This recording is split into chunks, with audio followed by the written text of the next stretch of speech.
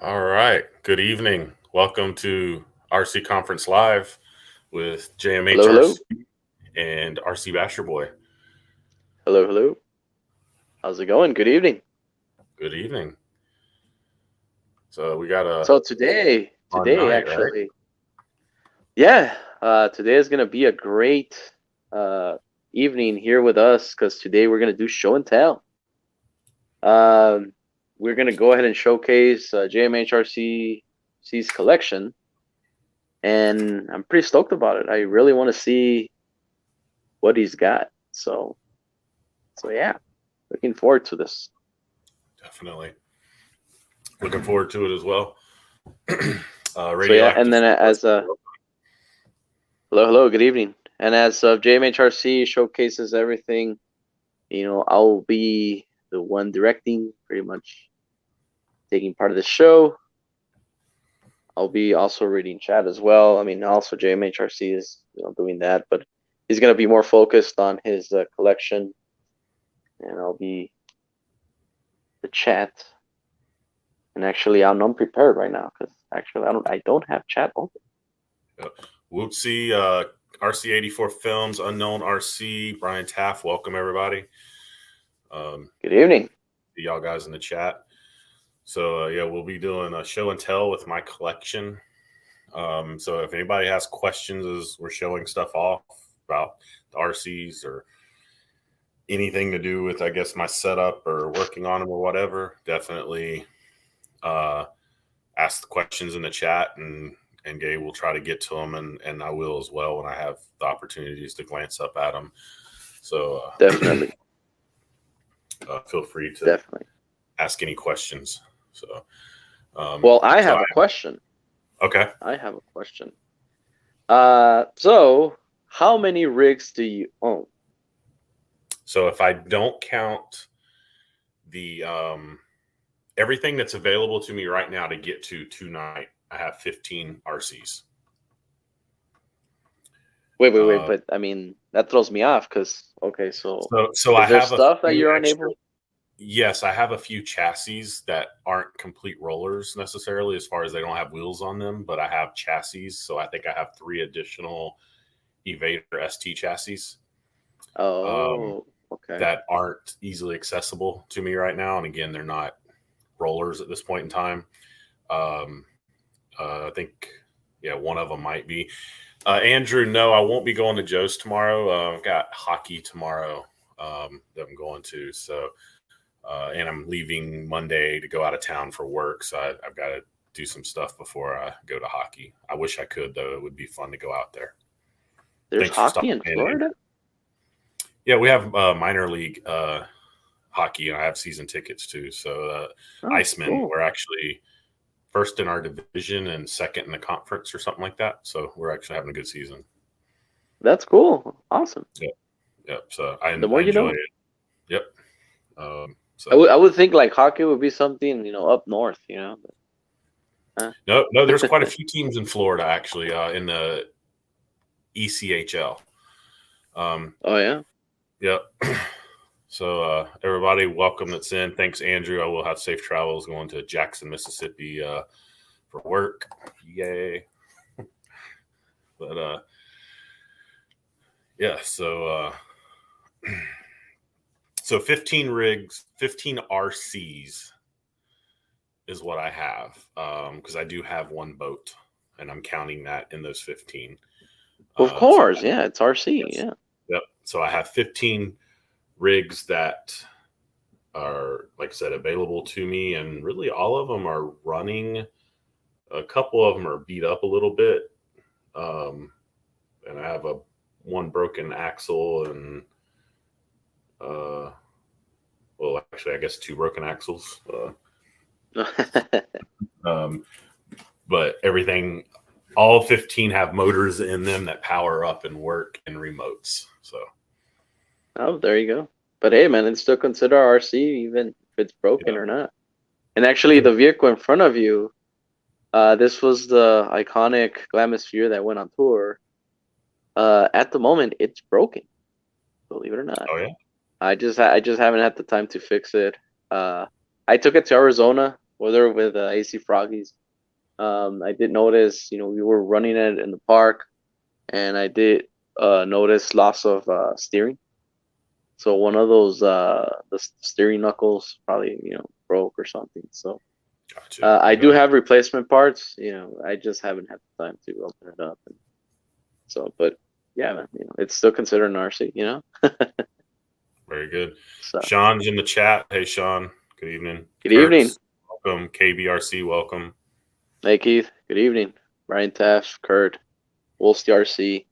And everybody on the chat, Radioactive Scale, Ziggy RC and Gaming, Andy Hernandez, everybody on the chat, Unknown RC, Chris, RC84 Films, good evening, welcome gentlemen.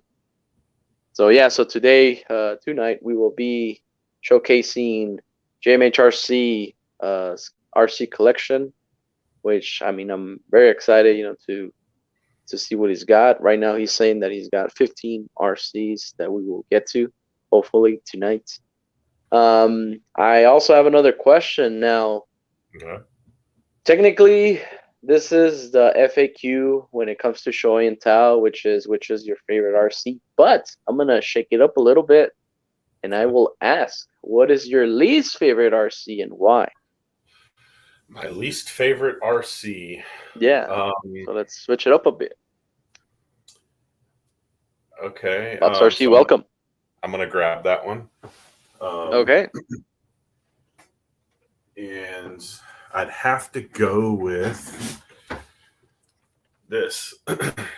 Team Associated. Nice. Yeah, Team Associated. I done forgot the model, to be honest, but it's the Toyota body. I think it's the CR12, I think is what it is.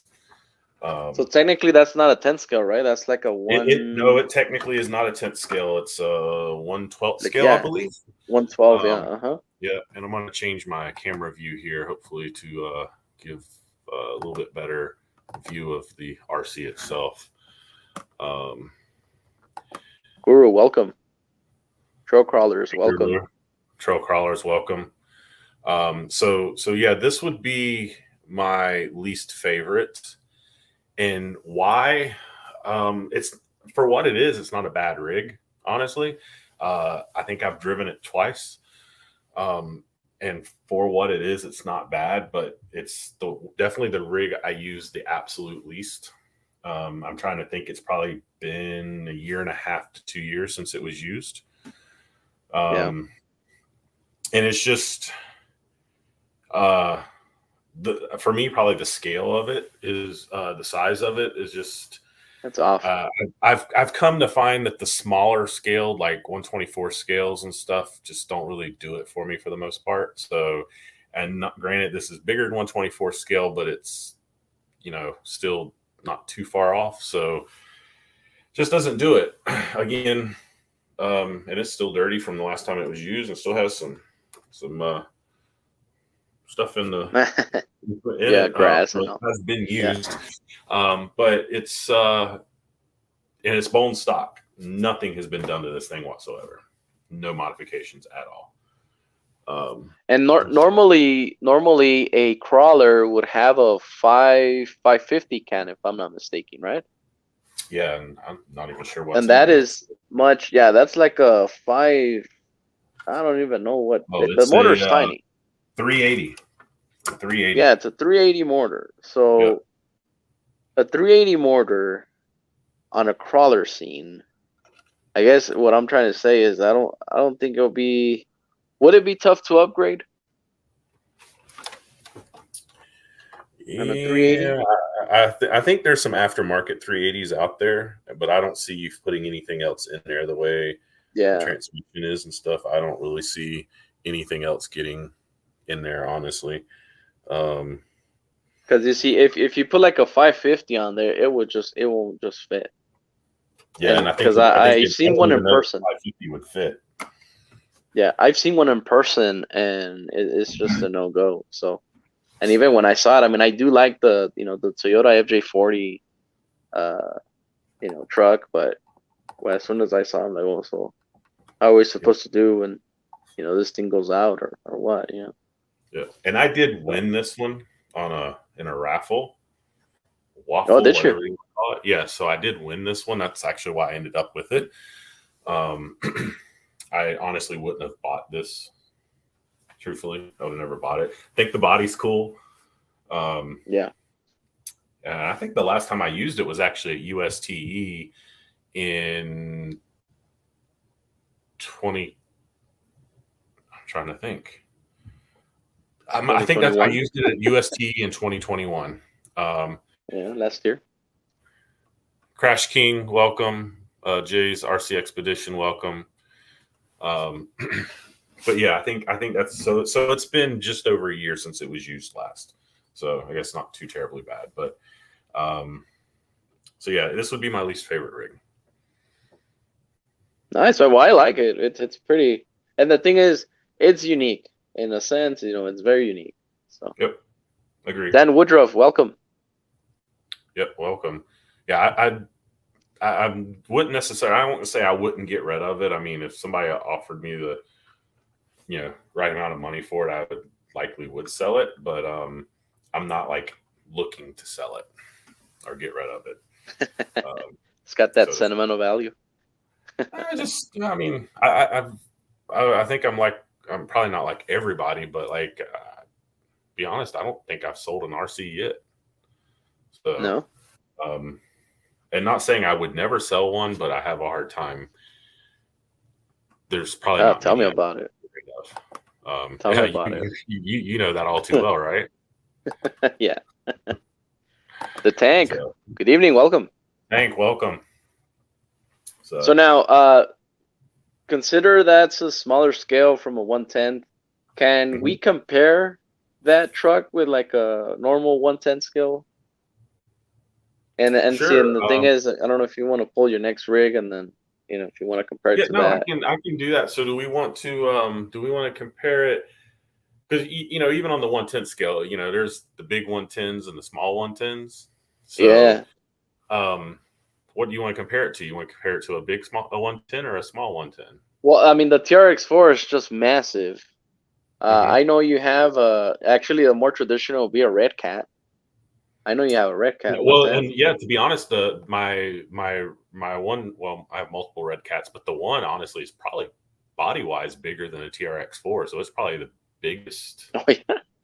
Honestly, outside of the length of the 6x6, so I would say that in size, yeah, the Gen 8 is probably the biggest. Okay, so a TRX4 maybe. TRX4 next to this, yeah, we can do that. Yeah. Okay. And then on chat, we got Big Head RC, Brendan Tiblin, Jace RC Expedition. Good evening. Welcome. And if I missed you, I'm sorry. But yeah, I'm taking care of chat here. Hopefully, everybody's having a great evening. So right now, we're comparing the Team Associated, there's a 112 scale rig to a 110 scale rig. And let us know in the comment section if you ever stumble upon one of those Team Associated trucks, which it's not a 124. I mean, it's not that tiny, but it's a smaller scale than a 110. Definitely. Also, is. if I'm not mistaken, that comes in the Toyota FJ40, and then it also comes in like a white truck, right? Like a very generic. I believe so. Yes. Yeah. So. All right. So let's see. I gotta move around here. So here's. Oh man! So yeah, there you go. Yeah. Definitely a difference. Height, length, width. I mean everything. Yes, it is tiny. Another crawler that just popped in my head that is also almost the same scale, I believe. Have you guys ever seen, what is it, the Ecx Barrage? I think it's also the same scale as that Toyota. I have seen that. Yeah, honestly, out of my rigs that I have, the closest thing to this, size-wise, is honestly probably my small tire leaf sprung Jeep. Is probably, I mean, I'm looking at it on the shelf, and I would say that lengthwise, they're probably about the same. width-wise, maybe pretty close. I think the Jeep's a little wider, but not by a lot, and height, not by much either. So that's probably the closest. But yeah, obviously my TRX4 Blazer, which I won this one also. You did? Wow. I've been lucky and won quite a few rigs. So, on raffles online. So I think this was the first rig I won. Actually, was the very first rig that I actually won. I think I have about $80 in the winning this. Really? So, yeah, so not bad considering. I mean, what they go for. Not at all. Yeah, not at all. And it was stock when I got it, and I don't have much done to it now. I mean, it's got a 35 kg servo in the front. As you can see there, it's still got the stock Titan motor in it, which I'm thinking about replacing here very soon. I have I think it's KYX or something like that, low center gravity battery tray. And I had to do the Team Raffi aluminum front shock mounts because the panhard mount was flexing, and it's a part of the panhard mount's a part of the shock mount, and it was flexing. Yeah. So I did those, which I had to modify the fender liner. You might even be able to tell just a little bit. They're not quite right because they're not really made for, they're made for the TRX, but not necessarily for the fenders. So, yeah. It's got lights on it, rock lights, as well as lights on the body. So it's lit LED lights on it. And it's still got the stock plug on it. I use an adapter for my Dean's stock plug, stock remote, which I love because you got the cruise control built into it. So stock tires, stock foams, except for I've modified the nubs on them, which anybody that follows my channel will know these are the exact wheels and tires that I run on my Predator competition rig. I pulled these off of this rig to put them on my competition rig for competition. So, that's awesome. Yeah, but it's mostly stock. So, quick question: have you ever messed up one of the servals as far as your lockers or your what is it, your servo for your gears or the transmission? Good question, and answer is no. So I got another light here. I'm going to turn on for a second. Shed some more light on here. So this servo here has been swapped out because the rear locker stopped working, and I was like, "Oh, it's the servo, right?" Because they're known for it. Yeah. And bought a servo, this one, put it in, and it still don't work.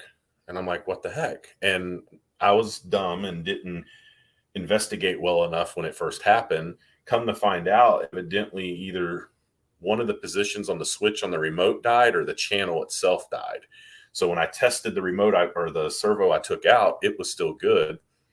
And I have actually, you'll notice there's some extra wires here. I'm running a splitter into the receiver for the other channel that still works. And so basically when I flip the remote or flip the switch, they both lock or unlock at the same time instead of individually. Yeah. So the other servo, I did replace it, but it wasn't because the servo was still good. Because the channel. So I still have that servo. I just didn't go through the hassle of swapping it out because I just didn't see the need. So technically that servo is still stock. That servo is still stock, still works. Oh, that's awesome, man. Pretty nice. I've never, any of the plastics or nothing on this have never been broken. The flexing of the panhard mount in the front was the biggest thing on stock stuff that's happened. The Titan motor, they're a beast of a motor. So, they take a lot, but I definitely want to put another motor in it soon. So. Yeah. Okay. Nice, man. And so right now I'm actually looking for the 1/12 scale Barrage. So in comparison to what JMH RC has with that Toyota, this is the one I was referring to. This is a 1/12 scale. I know. I think it was Jay's Expedition was saying that he has the 1/24 scale, but this is the 1/12 scale from Ecx. that came out and is similar to that scale that JMH RC has with that Team Associated. So Team Associated, I guess, wanted to compete, with this one. But yeah, there you go. And then also they made the Doomsday, which also, it made a big, debut when it came out. It was pretty cool. So, but yeah, that was the one that was I'm talking about. So there you go. The more you know. Yeah, I have seen the Barrage. I think a couple of my locals have them, actually. Yeah.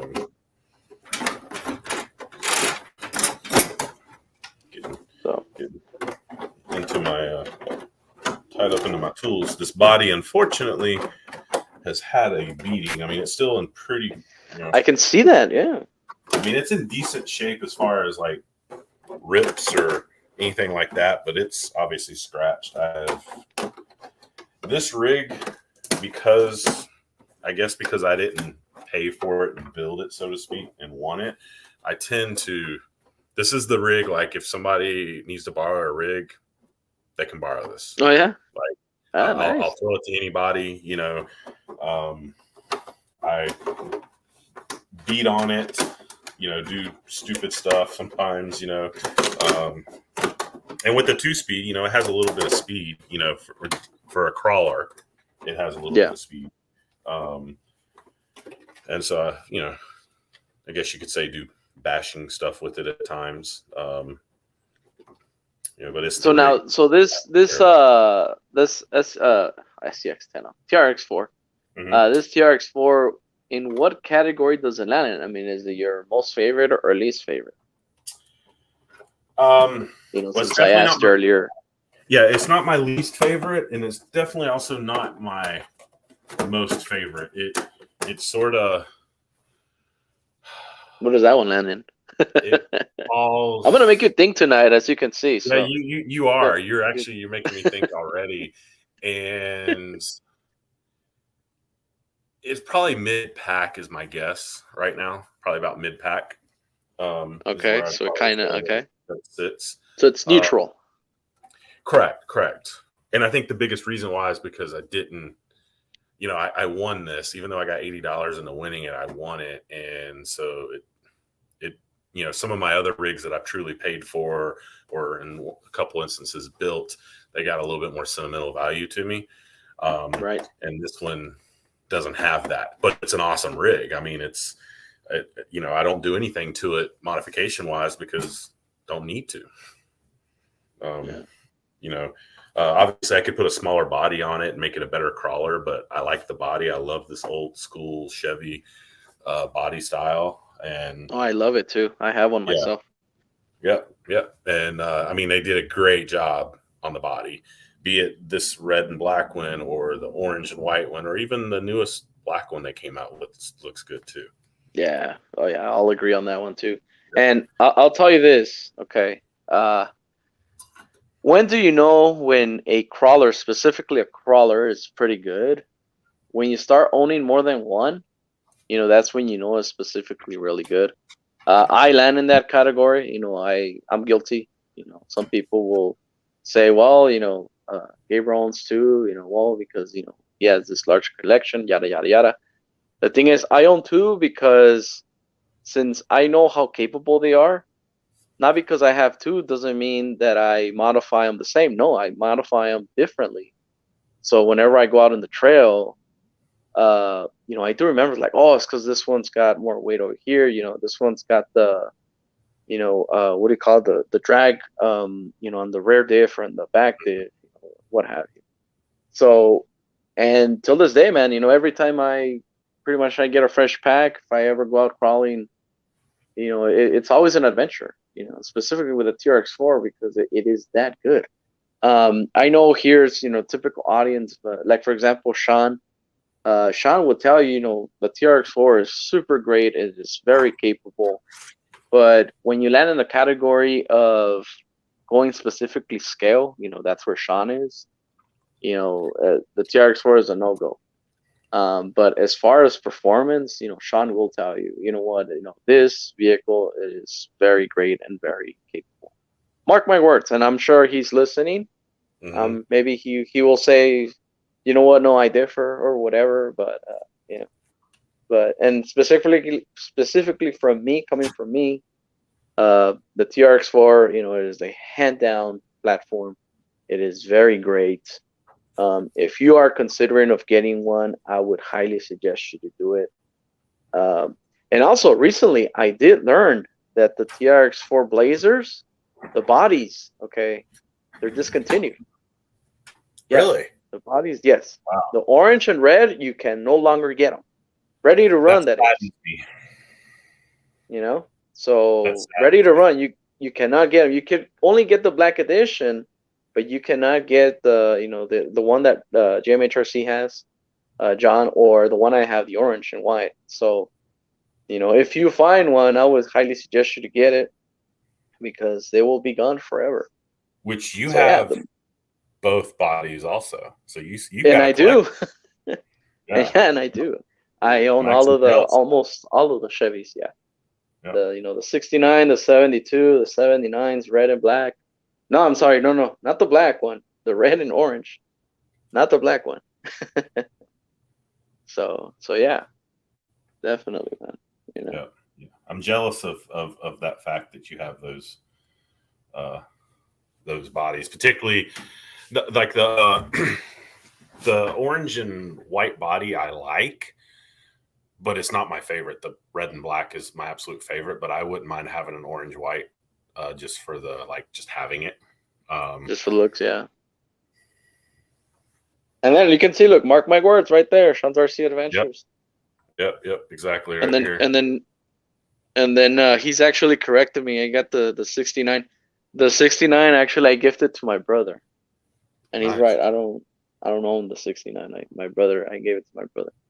Yeah. So you had all the Blazer body styles except for the black edition. The black one, yeah. And did you know? Okay, did you know? Since I did my extensive research, you know, on those Blazers, the ones that you typically have to buy, normally it would be the 72 and the 69, or in another sense, you know, the blue one or the black one. Did you know that you can exchange grills, and you will not upset, you know, anything as far as the body? Interesting. No, you can just remove the front grills and you just make the blue one a 69, or you can, you know, put the blue grill, you know, the one that goes on the blue one, into the black one and just make the black one a 72. I don't know if I'm making sense, but you know, but yeah, you can just you can just move those grills around, and typically the body itself, it's the same body.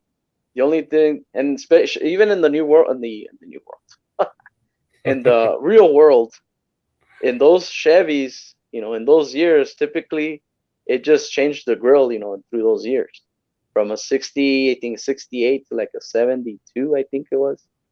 You know, it's basically the same shell, but the only difference was just the you know, the front. Nice. You know, that changed. So you can exchange those grills and just move them around.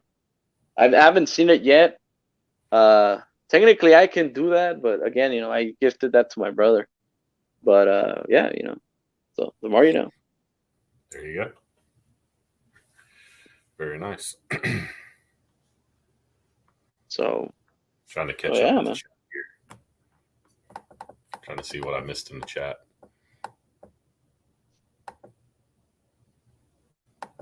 Brandon, I see Brandon Timberland on. Welcome. I hadn't seen him in a while. He's there. Good evening. Big Head, how's it going? Sorry, guys, I'm just catching up with the chat since I was. No. I'm on it too. Yep. So last question about the TRX4 before we move on. If you had to replace the body, that Chevy body, I know you mentioned you wouldn't mind owning the orange one, but is that the only option you would go with? For that particular rig, yeah, I think so. That or the black edition body. Like, yeah, I would want to stay with that body style, body on it. Like, I don't know, for that rig, like, I don't see me stripping it down. I'm not saying I would never, but I just don't see me stripping it down and say making it a comp rig and putting a different body on it or something. I don't see me doing that. I see me keeping it like that. In a perfect world, I would get an orange and white body, and I would get another black and red that's in, like, say, pristine shape to be like the show off body, so to speak. And then this body would be like the trail beat up body, type thing. That would be like perfect scenario for me. Yeah. Nice, man. Nice. Awesome. So okay, so the TRX4 lands in neutral zone, which is not the least or not the best RC that JMH RC has. Now, I know we mentioned this off camera, but can you show us how you have, your RC collection set up? Is that absolutely, yeah? Is that a thing we can see? Absolutely. So if you guys have any, I don't know, ideas rolling around on how to set up your RC collection, I've seen his, man, and that is awesome. So this is in my bedroom corner, corner section here, and this is just stuff from Home Depot, Lowe's, whatever you want to call it. So the majority of my rigs are hanging right here, on the wall. I have 2 rigs in my trailer sitting down there, and my boat's actually behind me. And actually, you can see there I have an extra V1 blue body, which that's actually the original body for my V1 Gen 8 that it came with, because it has what I call my scale body on it. It has interior and stuff like that, which used to be sort of my show off body that I hung it on the wall and never used it. But anymore, the V1 doesn't come out except for like UST and maybe some trail days. So like I just leave the nice body on it. But if I want to, I have the original body that I can beat up. And I actually have an orange body right there for Gen 8 as well. I wouldn't mind collecting, different bodies because, you have V1, V2. So I have both the V1 bodies, blue and orange. And then you've got the green and the purple for V2. I actually wouldn't mind having one of each of those. Yeah, chat. Sean's saying, where's everyone in the chat? And Jay's like, yeah, right. It's a little quiet. I agree. It is. I don't see a lot of chatting. And the thing is, I even had to refresh. I'm like, am I loading? What's going on? I thought the same thing. I was like, is nobody's mine not commenting? Loading? Like, I'm speaking and it's coming through fine. So, yeah, that's and as you see too, my remotes. So I have a 3D printer. I think most people probably know that because I've mentioned it before. So the shelves that those remotes are sitting on, that's all 3D printed. The little hook there that my neck things are hanging on, and then more shelves, and then like the TRX remotes, they found that file, and so it hangs like that. Yeah, all my remotes pretty much next to their RCs.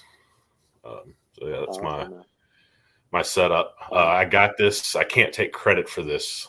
One of my locals, Derek, we were talking, and he at the time, I don't know how many he's got now, but at the time he had about 30 RCs, and we were just talking, and he's like, "Oh, this is what I did," and he showed me a picture, and I'm like, "Dude, like, that's so ingenious, like so simple." And I think I've got $20 into this whole system right here to mount this. Yeah. So it's like, pretty ingenious. So definitely. Love it. But of course I'm maxed, at this point, which the one on the left there, I didn't realize at the time. I bought a shorter piece, so I could have gotten probably 1 to 2 more rigs on that had I bought the right one. And I might swap it out to a longer one because I do have those 2 on the floor that are just sitting there. So I don't know. We'll see. But, and the thing is, he ladies and gentlemen, he said that he's maxed. Okay. Ladies and gentlemen, is there a such word of saying we're maxed? So is there a control as owning a lot more RCs? Let me rephrase on this.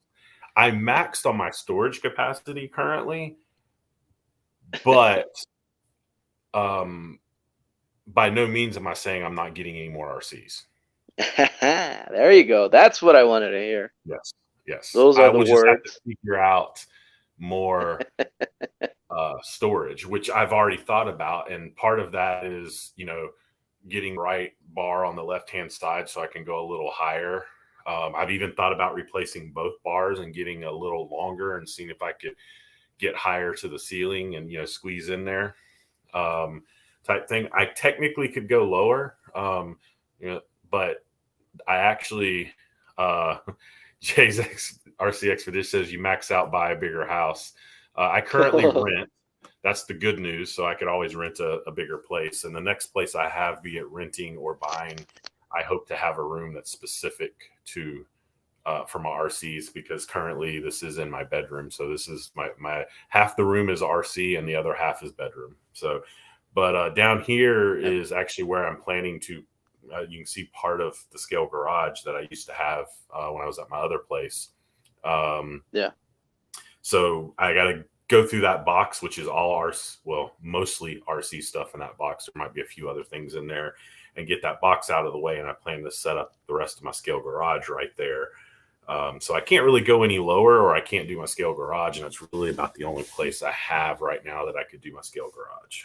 So, but look, that is the type of space that you'll say, this RC collection is getting big, and that's when you actually start considering. So there's no such thing as, nah, I'm not gonna use that. You're gonna use it. Well, yeah, I'm gonna find something. I mean, I've already thought about, hey, I can move these remotes here, move that body, and I can put another line right there. I think I could squeeze another line of RCs right here. So worst case scenario, that's what I do. Right here. Worst case scenario. Line. There you go. So I've definitely got options in this location. So we have Green Frog RC. Welcome, my friend. Good evening. Welcome, Green Frog. Thanks for stopping in. And unfortunately, I've got some bodies sitting here. This truck body here. I think it's a F250. I think. Yeah, 79 F250. I won that a couple of years ago. It's for like a slash, yeah, huh? So it's for a crawler. Yeah, 12.3 wheelbase. So I was gonna give it away. I mean, it's still in the package, hadn't been opened. I was gonna get rid of it or give it to 11 Charlie, but my son's been bugging me about a new body for his sort of crawler, and I might end up using that. And then that's still haven't opened this. This is my drag body for my Traxxas, my Centurion drag build, which is right there. That's the body for it that I have yet to pull out of the package and open up. And then, hey, look, JMH RC Expedition actually read my mind. I don't know if you saw that comment. Plenty of real estate left on the wall. I mean, I can always go to the other side of the room. That's my bedroom, and there is plenty of wall space over there too. Oh, look at all those tires, man! Wow. Yes. Yeah, so don't we all have this problem? Yep. And I just recently, they had been, honestly, those tires, wheels and tires had been sitting on the floor here, just sort of all over the place. And I just recently found this container and tried to semi-organize them.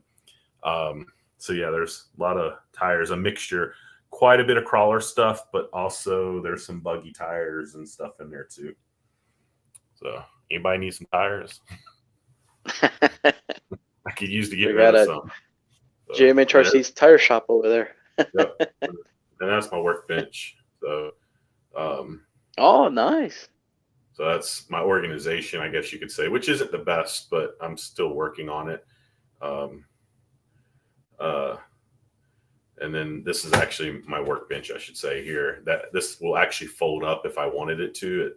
I'd never fold it up, but so I have it set up where I can have two RCs up here on the stands working, and still have a little bit of space right here in the middle if they're both on there. Yeah, it's not as clean as I'd like it to be. I have these little mats. I won these. They're magnet, so they hold little screws and stuff, and unfortunately they become a catch. Oh, those are lifesavers. Oh, definitely. They are. And see, I have one for each stand. So one for each RC that's being worked on. But unfortunately, I pile so much crap on them and I never clean them out the way I should. So, but they still work really well. So, and then. So Dan Woodruff is saying, my problem is buying upgrade parts before I even get the RC that I'm getting. You know what? I relate to that a lot. All of them. You know, I don't I know don't about you do that guys, too but often, to be honest. I do. I do. I don't. Dan, you're not alone. Specifically with my TRX4. Okay, when I even considered buying, you know, a TRX4, I already had weights. I already had, you know, the gearing, the different gearing. What is it? The drag brake for the divs. I even had the light kit already. So my friend, you're not alone. Hopefully that Yeah. doesn't make you feel, you know, worse. But yeah. So this is my charging station, if you want to call it that, and I'm running out of space on my cable here to get over here. So actually, it's got another set of tires sitting there, landmines, which I might be selling. But I have three the gun ammo cases which hold my lipos, and my charger is right here. It's right there, so I charge right here. You know, my batteries store in there, and this filing cabinet is a mixture of personal stuff, and there's one drawer that's basically a catch-all of extra RC parts. The miscellaneous section. Yeah, I'm sure everybody has a miscellaneous section, absolutely. Right? And there's my rechargeable AA batteries that, if they're not in a remote, which all my remotes pretty much have batteries in them that are rechargeable, but then I have extras right there that charge. Those are currently charged with that. I'm ready to go. Yeah, so some of I will say that this is a modification for one of my RCs that I've had for well over a year. So I can't say that I haven't done what you just said. I just typically don't, but I had the RC when I bought those. You know, and I've got some bearings, a few different bearing kits, TRX4 Gen 8, really just to have as spares, because you never know when you're going to need bearings. So that's just some of my tools, my easy two tools that I use pretty much all the time right there, along with this one here, the Bauhaus RC Multi-Tool. This thing is phenomenal. Love this thing.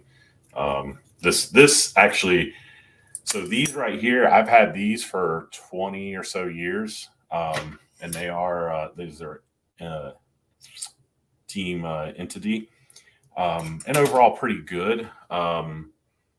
But I have had issues rounding tips, and I got this at UST probably 2 years ago.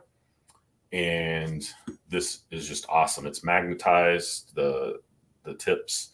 I've not had to replace one of these tips. They're the original tips. They hold up extremely well. It's lightweight, works really well. You know, easy to put in your pocket if you're to go on the trail. And I also have the Reese Rc Multi-Tool also, which is really nice because it has a nut driver in it, you know, where the Bauhaus one don't have a nut driver, but that one does. But if I'm here at the house, I use the drill for, you know, it stays with the nut driver in it for. Man, look at that. So Dan Woodruff saying he's using one right now, and then also Unknown RC. They're both wrenching right now as we're speaking. So awesome, yeah, man. Wrench on. Yep, that tool is absolutely phenomenal. It's my favorite one. The Reese one's nice. I'm gonna pull the Reese one from Reese out of my little travel. So this is the Reese RC Multi-Tool, which is really nice. Holy cow! Wow. It has, you know, and in fact, 2021 this was debuted at UST, and they only had like 5, and I bought one. Really nice. It's a heavier than the Bauhaus one, but you can grab it really well. And excuse me here, I can't do both here. So this screws you need both hands to grab it. Yeah. So, I mean, you've got, you know, your different size bits, and then you got 2 different nut drivers that it comes with. It comes with all this. So I take this one in my my lipo bag when I go anywhere because of the nut driver, because then I have a nut driver if I need to use it, which I used it at USTE. And I tend to leave my Bauhaus one on my workbench and use it more than anything. But this is a great little tool, and it still has a spot for one more piece that you could put in there. Nice. Another nice little tool from Reese. So Wolfie RC says that he has the same drill as you, and then also Wolfie RC, and I have the eBay Special Hex multi set, which is also good. I mean, yep, definitely. That's awesome. Definitely, absolutely. Yeah. So here's another major question here, John. JMH RC. So you own 15 RCs now. Most of those RCs, when you got them, were they new? Like, did you get them, from a box? You did an unboxing and all that? Good question. I don't know. So. And the reason for the question is and ladies and gentlemen, you can also relate, when you buy an RC new out of the box, obviously you have a manual and you have all the tree parts and you have, all these things that come along, along with your RC. Now, I haven't seen those parts. Where do you have your manuals? Do you keep your manuals? Do you throw away your manuals? Are you download from the website kind of dude? I have some of them. And JMRC say, John Martin, welcome. Good evening. There's one. There you go. There's this is old right here. I still have this remote, but this is like 20 years old. This Futaba. Oh yeah. So I do have I have some of them. Oh shoot, I still have the one when I had my SCX 24 C10. Don't let Sean see that. Yeah. So here you go. This is what you were looking for, right? Yes. Yeah. Yeah. Because you can imagine my trees. My trees are just actually my drawer is just throwing up from all of them. Yeah. John Martin, welcome. But yeah, you know what? I got to give credit on this tree here. This came with my Axial 6x6, and I like it that gates? Axial threw in these two gates. Even though I haven't used them, I still think it's cool as crap. Yes. Oh yeah. I have a few myself. Yeah. And they actually have some good stuff in here, the Axial ones. And I heard they used to have better stuff before, but generally speaking, I mean, a shovel. I think there was a rifle in this one. Rifles on there, the steering wheel. Yep, steering wheel. You got some horns if you want. I know you're from Texas, so the horns is a thing. So I don't have all of these from all of my rigs. So let me go back to your question. All of my rigs, but 3 were new when I got them. Technically. So technically maybe 12. 4. So maybe 4, and I say that because my competition build, class 2 build, the chassis, the rails, I built it. I took a vehicle I had, the axles and stuff off that vehicle, and put it onto a brand new chassis that I built. So it was sort of a mix. But basically my TRX, I had it new. Don't know what I did with the stuff that came with it, to be honest. My Gen 8 V1 was new. I showed the manual for the Gen 7 Pro. That was actually technically my very first 6x6 too. 6x6. So my Axial leaf sprung Jeep I bought used, and my Helion Centurion buggy bought used, and the DR10 drag car also bought used also. Awesome. So people that are listening tonight in the chat, let us know where you keep your trees, where do you keep your manuals, where do you keep all that stuff that comes along with your RCs when you get them, brand new out of the box. We would like to know. And yes, Green Frog RC is mentioning no more gates or part trees in the, in quotations, new Axials to worry about. Thank you, Horizon. And yes, my latest purchase from Axial Racing was my SCX 10.3, the Jeep Gladiator. That is the worst part tree that I've ever gotten ever. I think you only get like 3 pieces on a tiny little bag, and then the manual, and that was it. That was it. So how many people have a box like this? I have a drawer just of that. ESC, ESC, ESC, ESC, ESC,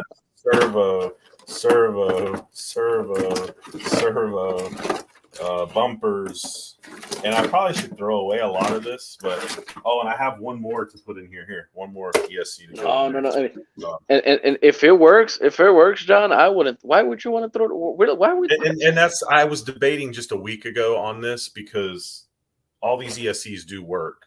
As far as I know, I mean they did work, I should say, and the servos as well work. And it's like, would I ever put this servo, this one in? You know, this came out of I believe my. Team Associated, Walker, I believe. Would I put this in a crawler? No, I wouldn't, unless I absolutely had to get by with something. But maybe I'd put it on a street rig or something, you know, like a street car or something, or you know, maybe a buggy, off-road buggy, maybe. But yeah, that goes in my drawer in my filing cabinet next to my workbench here. That, ladies and gentlemen, that's what we call the miscellaneous section. Yes. Definitely. Now look at this, Jay's RC Expedition. He says, "I keep all that in the trash. If that's not a part, I don't need it." And I'm assuming he's referring to the manuals and all of the crap that comes in a box. And sorry, I know this is not show and tell for me, but if you would see all my manuals, I have like a big old stack, heavy stack of just pure manuals. And the thing is, the most important manuals I've thrown before, and I don't know why. I think most likely they were just misplaced other than thrown away. Another a huge question to myself is, where in the hell did I leave my Glamosphere manual? Till this day, I'm still looking for it. I am, because I did buy, out of the box, everything. Yeah. So I should have, the tiny little hex that comes, so you can move your nuts or what have you, and parts here and there, and then the manual. But I do have the bag. Everything's there except the manual. It's kind of like your socks, It's like, so I found one out of the two socks. Like, where the hell did the other one go? Same thing. The same issue I have with my freaking manual. I have all the parts. Oh my god, where in the hell's the manual? It's like, bro, did it go on vacation or what? I will say with the manuals, I sort of feel like, because I know I don't have all my manuals for sure. I sort of feel like in this day and age, like if I've had to look something up, or if I need to look at something because I don't know how to take it apart or whatever, I usually research it on my phone. And I usually do that when I'm at, like, not even at home, like somewhere, or, if I'm on the throne, might research something. So like, not many times have I referred to the true manual. I'm a techie to an extent, so I'm going to probably just go online and look it up if I need to. Generally speaking. No, and I agree. Look, see, the thing is, I do agree. And even I do have, believe it or not, I do have the Glamosphere manual downloaded on my phone. Okay. Because it has pissed me off so much that I haven't found the damn thing. So I download it on my phone, so theoretically I do have it, right? But what if, like, within 10 years, what if, for example, Vatera, they're no longer around, right? So what if you no longer find it online? That is my true. Yeah, it does scare me. Why? Because me personally, I love to see a manual, with an exploited view.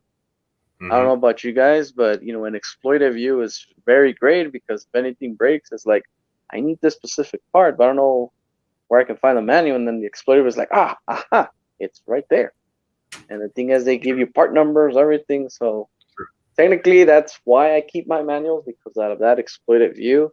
And yes, you can find stuff in the internet, but what if we don't have internet anymore?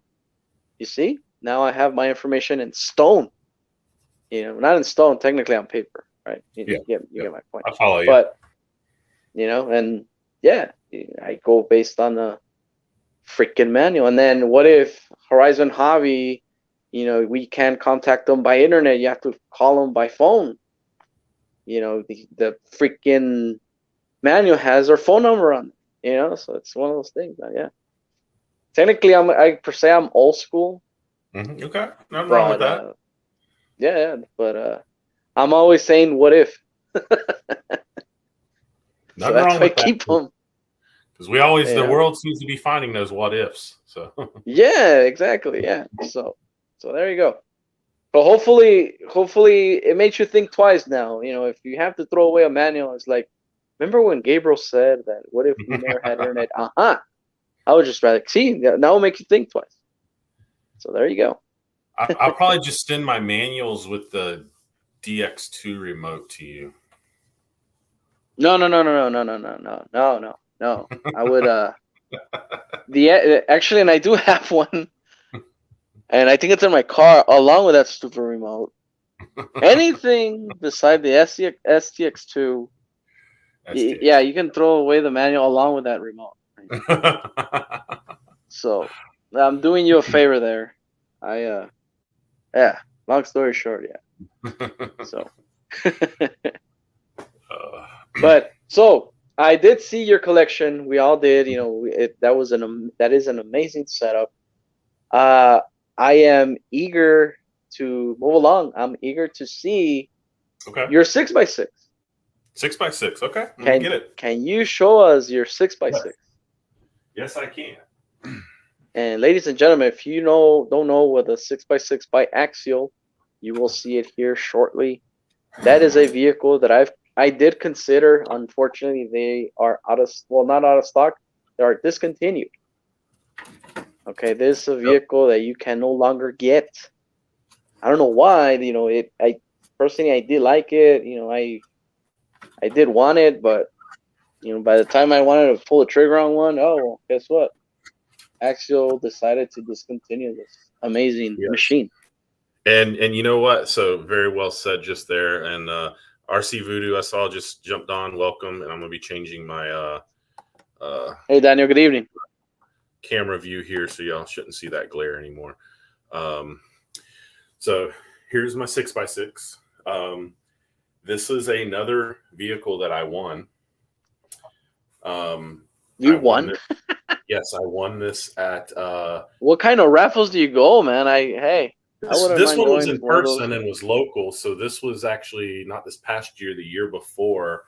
It was No Man Left Behind event for like Wounded Warriors. Oh, okay. And stuff. And I think I spent $30 on tickets. So I actually won the rig, brand new. It was brand new in the box, and a Helios, I think 3500 3S battery with it. Nice. So it's, you know, it's not stock anymore. For anybody that follows my channel, they probably know it's got some stickers on it because I had set this up this year.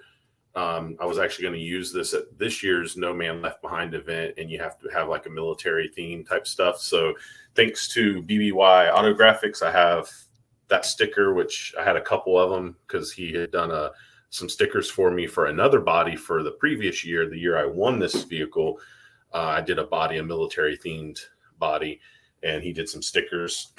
And I had an ammo can here, and I actually had a gas can, but it came off. So on the outside, it is mostly stock. If you know this, there's normally like a roll cage that comes here and mounts right here. Yeah. I have taken that off, and I still have it, but I took it off because I competed in a 6x6 class this year locally. And so I was doing things to just try to help it just a little bit. And that was one of the things that I did was that. And so are those trail canyons? Yes, sir, they are. I love these tires. Love these tires. So I have the 6 on this vehicle, the 4 that's on my TRX4, and 4 more that are on my V1 Gen 8. Yes, wow. I love these tires. These are modified. The nubs have been modified on them. So this has a Hobby Wing Fusion system. That's the 2-in-1. So there's no ESC. Amazing. And it's on the big side. I gotta move this just a little bit. It's on the big side for this. If you notice right here, the battery tray is just sitting on it and it's twisted just a little bit. I could have modified the battery tray and just did not feel like it. But that system is phenomenal. Just can't say enough great things about that. 35 kg Zeus K servo. The Canyon Trails, we said, it's still on stock remote. It does have lit LED lights, rock lights underneath, and body lights as well. Stock links. So wait. You kind of lost me there. The transmission, what, you flipped it, or how come the battery tray doesn't fit? No, that's so this motor is a little longer than a regular brushed 550. Okay. 550. Yeah, it's a little longer because it's the built-in. The ESC is built into the motor here. Oh, so it's okay. a little longer. So that's why it hits the battery tray. And like I said, I could have dremeled it off, and I just didn't really feel like it. So, so technically, I mean, in a perfect world, technically a little longer, it would be great, right? But I guess here in this scenario, a little longer is actually, you know, with a dilemma. Yep, a little bit.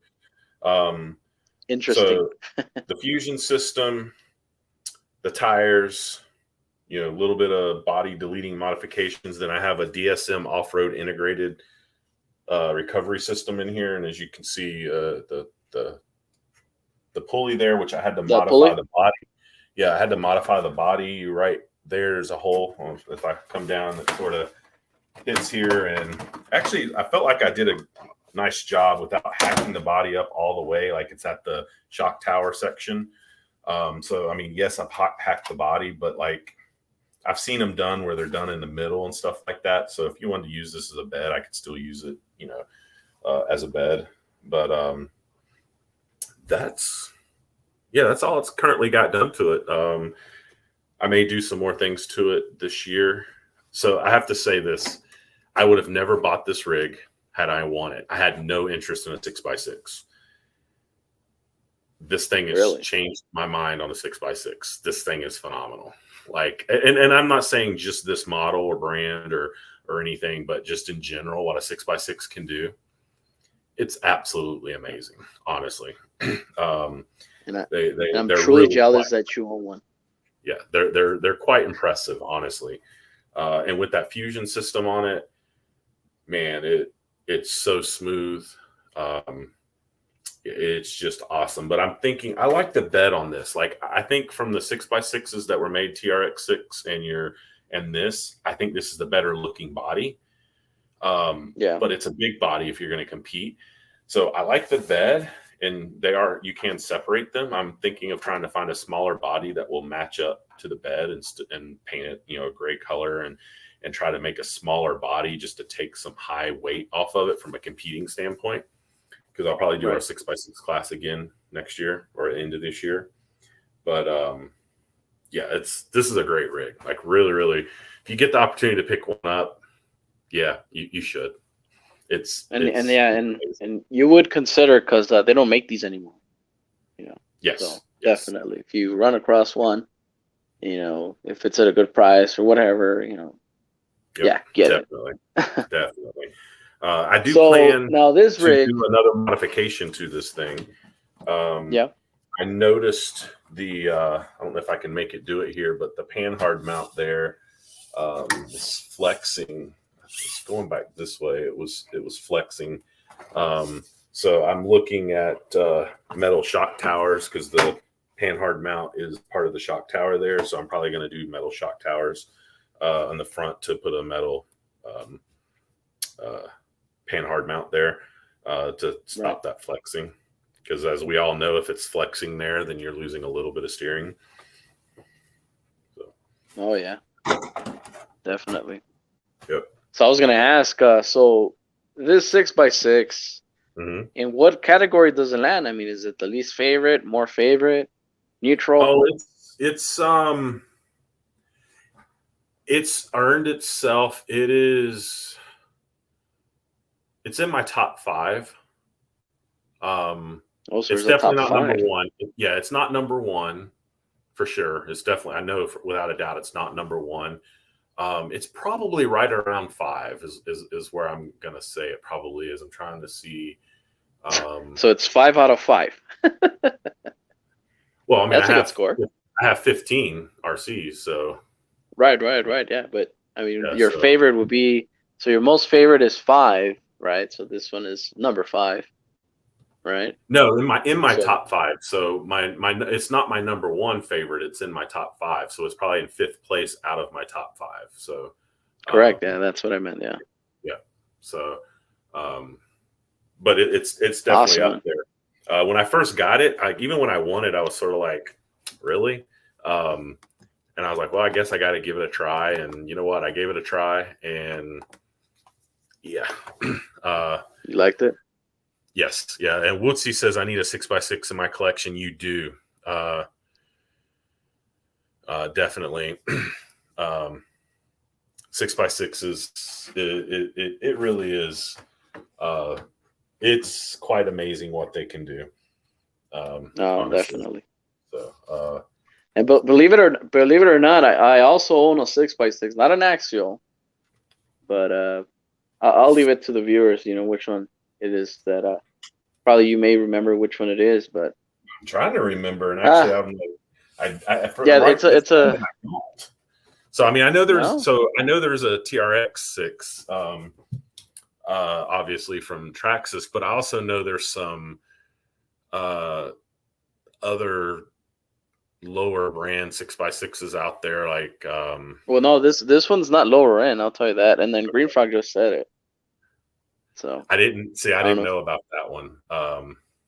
Yeah, I own it. It's the Beast 2. Okay, They're ready to run. nice. Yeah. Okay, So it's a love hating connection. I'm not gonna go into detail, but the body, man, the way it's glued and the way you hit it, and a lot of people say that it's very sturdy, but I don't know, man. The way I feel it in my hands, it's just it feels so brittle. So, and then also, it's too long to carry, and it's a mess. So that's my love and hate connection. And at some point, I was even selling it. I didn't sell it, and I was gonna sell it to buy that what you have in your hands right now. Okay, And it right. never happened. So Yeah. it's a keeper now. So Yeah, definitely you should. Yeah, the way the 6x6s carry the middle axle, like if you're crawling and going over a gap, man, it just can make all like something a 4-wheel drive RC like will absolutely struggle to do. It just floats takes it. across. Yeah. And then Yeah. dirt and stuff like that, like dirt hills and stuff, like it don't even think twice about it. Like it just doesn't. It just goes up. Yep. So Awesome, and that's definitely a great rig. So I'm curious. You mentioned your own top 5. mm-hmm. I'm gonna put you on the spot right now. So Okay. from your whole fleet, okay, which one is number 1, and can you showcase it tonight, right now? Yep. Your next RC. So which one's your number 1? I can. Which one's your favorite one? Let's do it. Okay. Let me. I'm curious too if anybody watching before I unveil what it is. I'm curious if anybody in the chat that maybe follows my channel might know what rig I'm thinking going to show as my favorite rig. I may have a sense, but I don't know. Actually, I'm uncertain, but I may have an idea. And the reason it's my favorite is going to be different than maybe some of the others in my top 5. But yeah, let's get this. So we'll see. RC says my mate had a knockoff 6x6, but it broke loads just from little rollovers. Radioactive Scale RC says the axial 6x6 got discontinued due to low sales. Then Unknown RC says the TF2. I guess that's what he's trying to guess what you got. And then Sean's RC Adventure says the G Speed had a 6x6. Radioactive's probably guessing. It says the Gen 8. Jason RC Expedition. I hope it's not Tamiya. One thing I know from JMH RC, he doesn't own Tamiya. I do not own a Tamiya. Absolutely correct.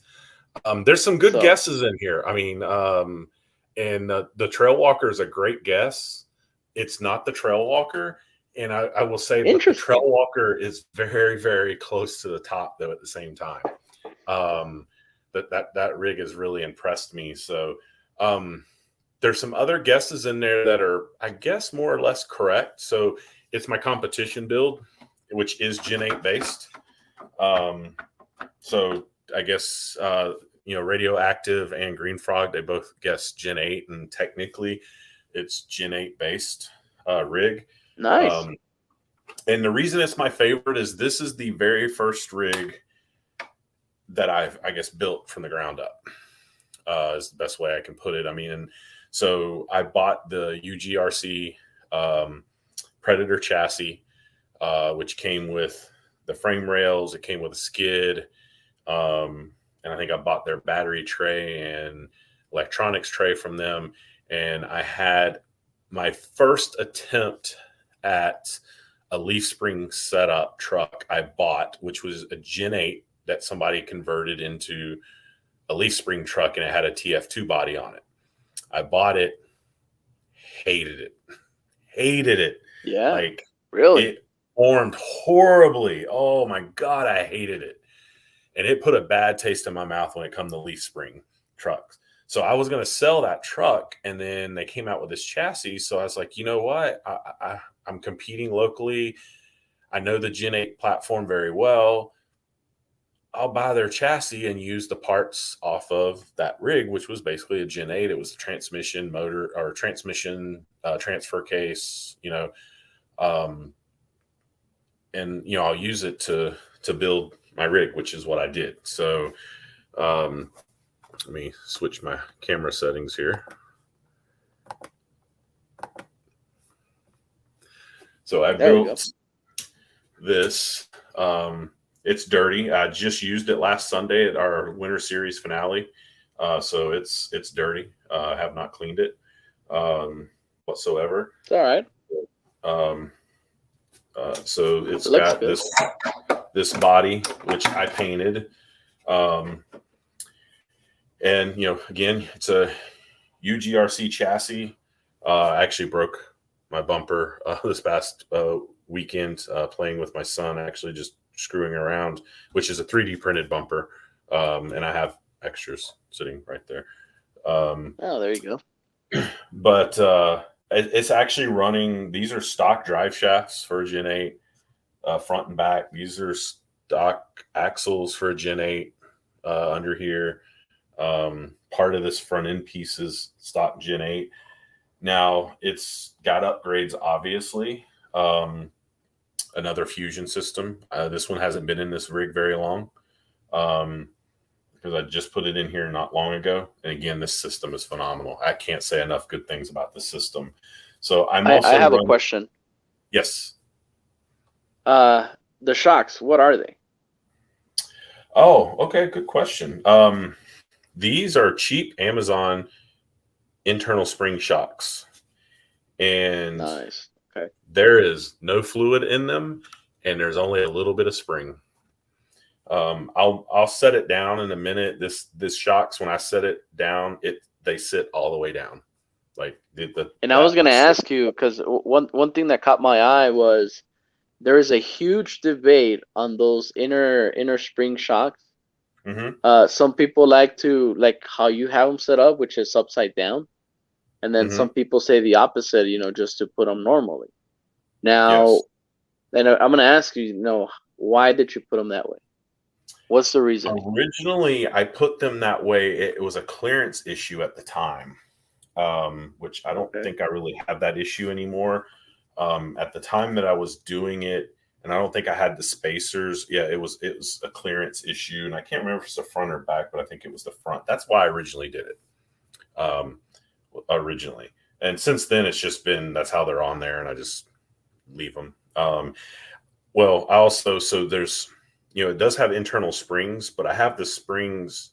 What I did is the springs are on the opposite side that you would normally have them on inside. So basically, and it's not a lot of tension, but I have it set up where it's trying to pull the shocks together. Not with a lot of tension, but a little bit of tension. It's trying to keep them together and not push out, where normally your shocks are, your springs are trying to push the shocks out. It's not doing that. It's trying to pull them together. Does that make sense? Yes, and that's what Brandon Timler mentioned, like weight down to lower. So like you said, they kind of just compress and then just bring the your rig down. Yeah. Yep. But a lot of people say the opposite. Is like, no, it's because if you if you put them that way, the way you have them set up, basically you have no suspension whatsoever. But they don't get the point of, you know, suppressing that suspension by when you need it, when it needs to be stretched. You know, that's when you fully have the potential, you know, of the shocks. You know? So awesome. So I'm running UGRC's transmission setup. So originally, this had a Gen 8 transmission and transfer case in it initially, which puts the motor more forward. I not that long ago did their transmission, which still uses all the gears out of a Gen 8 transfer case and out of a Gen 8 transmission. All the same gears go into it, into this case, and that's the normal spur gear of a Gen 8 right there. It's in this housing, which brings the motor more centered, but also down. So brings center of gravity down a little bit. It also gives overdrive to the front, and I am running Trio overdrive gears in the front as well. So I have between 30 and 35% overdrive on this rig. And again, it's my competition rig. I don't take this out on the trail. You know, it's straight competition rig. I have a DSM integrated kit on here, another Zeus K 35 kg servo, aluminum link mounts. I do have outer, or actually I went to inners. No, inner Trio brass on the oh, nice. On there. I also have a Trio brass center cover, and my the on the hexes on the back are brass also. And the reason for that is when I first put this together, the back, and it still is, it's got a very close to, it's like a 58-42 weight bias on this. So it's 58 front, 42 rear is the weight bias. So the back is on the light side. So that's why I have the brass on the middle of the axle in the back, and also the little hexes in the back are brass. The front hexes are not brass. So this rig weighs under 5 pounds with a battery in it. And so I've positioned the weight pretty much where I want it, you know, and that's what you got to do. If you're building a competition rig, you really want to put your weight where you want it to be. And that's what I've done, is position the weight. In fact, I'm going to grab a battery. My battery basically sits right here. It's not in there exactly how I do it, but that's where my battery sits. Oh, okay. It didn't used to sit that way. This setup the way it is right now. That's the body, the battery. That normally, if I have both hands and put it in there, it'll tuck down in this spot. The power, goes underneath. The body sits down. It I can put my pins on it, and so the battery's up front. You could argue that it's high, and it sort of is, but it's also up front over the front axle. So, and that's with the battery. And plus your shock setup, it's going to bring it much more down. So Yep. So this is my favorite rig because I've built this from the ground up, basically. And I've tweaked and tuned it and played with it to get it to where it functions the way it does now. By no means am I saying it's the best rig out there, because I know it's not, but I'm proud of it and proud of how well it performs for what it is. It currently, and this just changed, so I have some Proline 1.9 wheels, plastic beadlocks, and I just put these on here and just used them for the first time this past week. These are Pitbull Rock Beast. Oh, Pitbull. I picked these up at UST, the original Rock Beast, not the XLs that they've come out with in more recent times. So I'm giving them a try over landmines. Now, again, when I competed with it Sunday, I did run the Canyon Trails off of my TRX4 Blazer. I ran those wheels and tires on it when I competed, because I hadn't ran these tires at that point. I didn't know how they would perform, and I didn't want to put something. Oh, they're amazing, man. So I went with what I knew, being the Canyon Trails. I tested these afterwards, and I do like the feel of the tire. They actually remind me sort of a Canyon Trail a little bit, like not exactly, because when I saw, but they do remind me a little bit. of a canyon trail. So I think they still need to break in a little bit because they've literally got one run on them. But overall, I was pleased. The foams, I wasn't expecting a 2-stage foam in these the way they come. So I so far I think I like these over the landmines, to be honest. Yeah. It's not saying yet that they've beat out the canyon trails. I'm not sold on that part yet. No, but so my go-to rig is my Axial Wraith, my 2.2, and I actually own the Pitbull's Rock Beast, the XLs, and oh man, they perform amazing. I mean, once I went that direction, oh, it's a great tire. So, Yeah, Jace RC Expedition says it is awesome to see hard work pay off in the end. So, yep, and I'm definitely proud of this rig for that.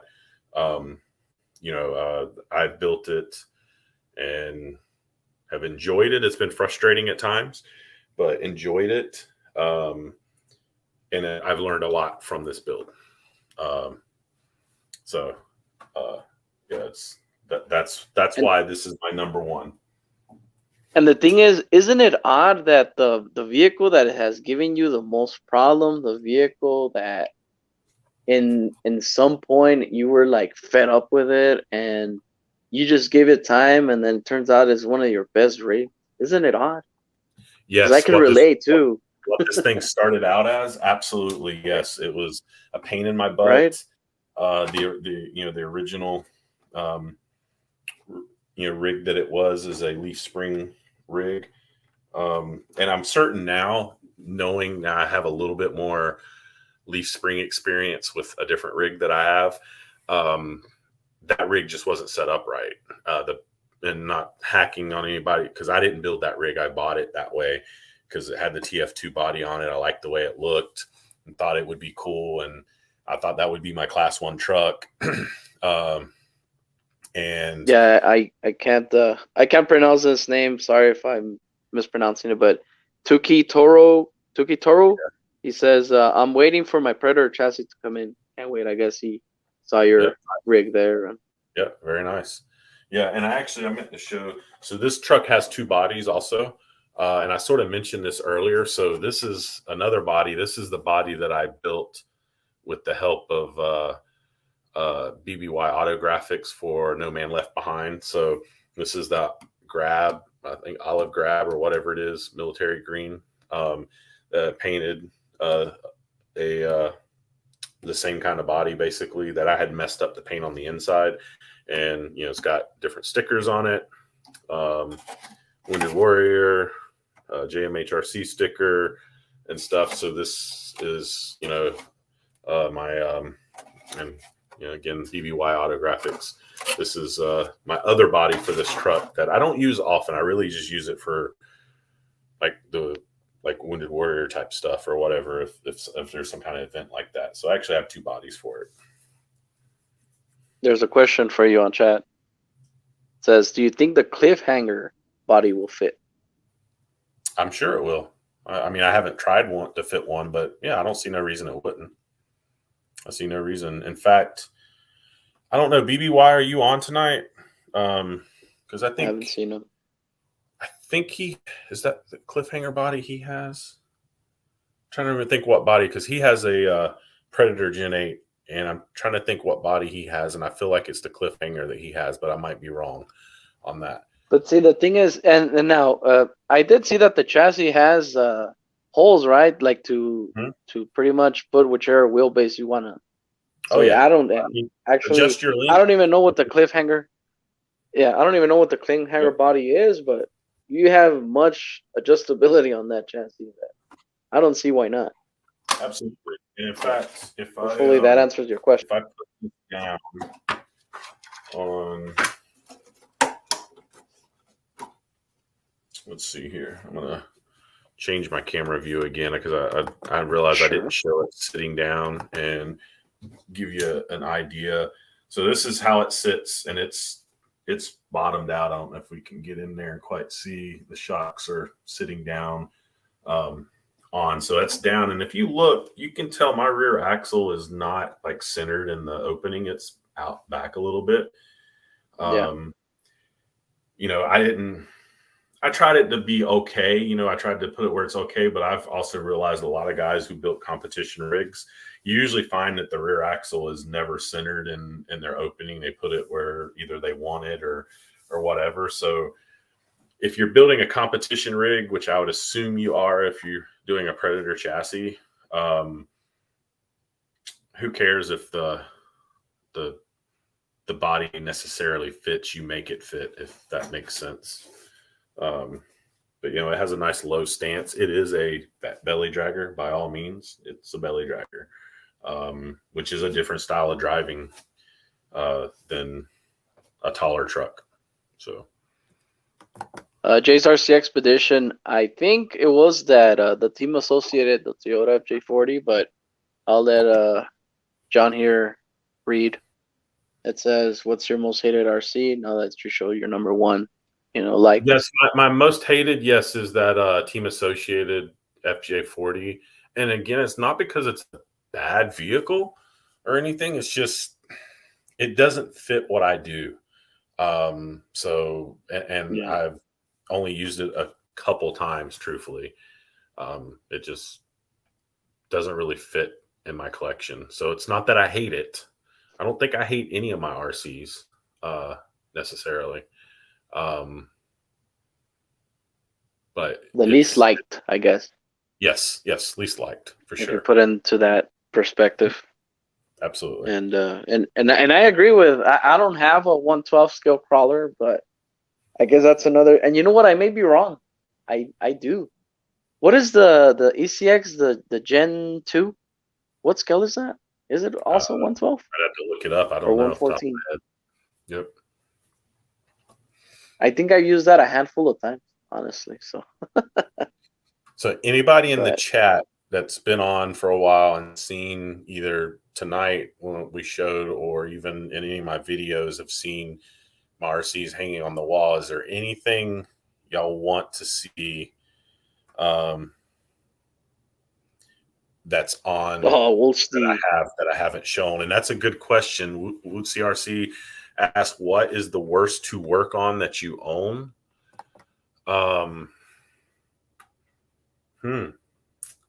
Good question. I'll say it. I'll say if you're interested. Mine will be the Traxxas UDR. Oh, that thing was a nightmare just to go and get you know in. what? So I'm torn between a Traxxas product and obviously a non-Traxxas product. So I have a Traxxas Max. For anybody who doesn't know, that's like my main basher. I haven't had to do much work on it, thankfully. You know, it's been a beast of a vehicle. I do got to do some work on it now. I actually started working on it last week because it did get beat up at USTE this year. Actually, y'all can see that right there. Oh man, that's a bent drive shaft. Yep, bent drive shaft and cup. Oh, the cup. I Busted. destroyed it. Yep.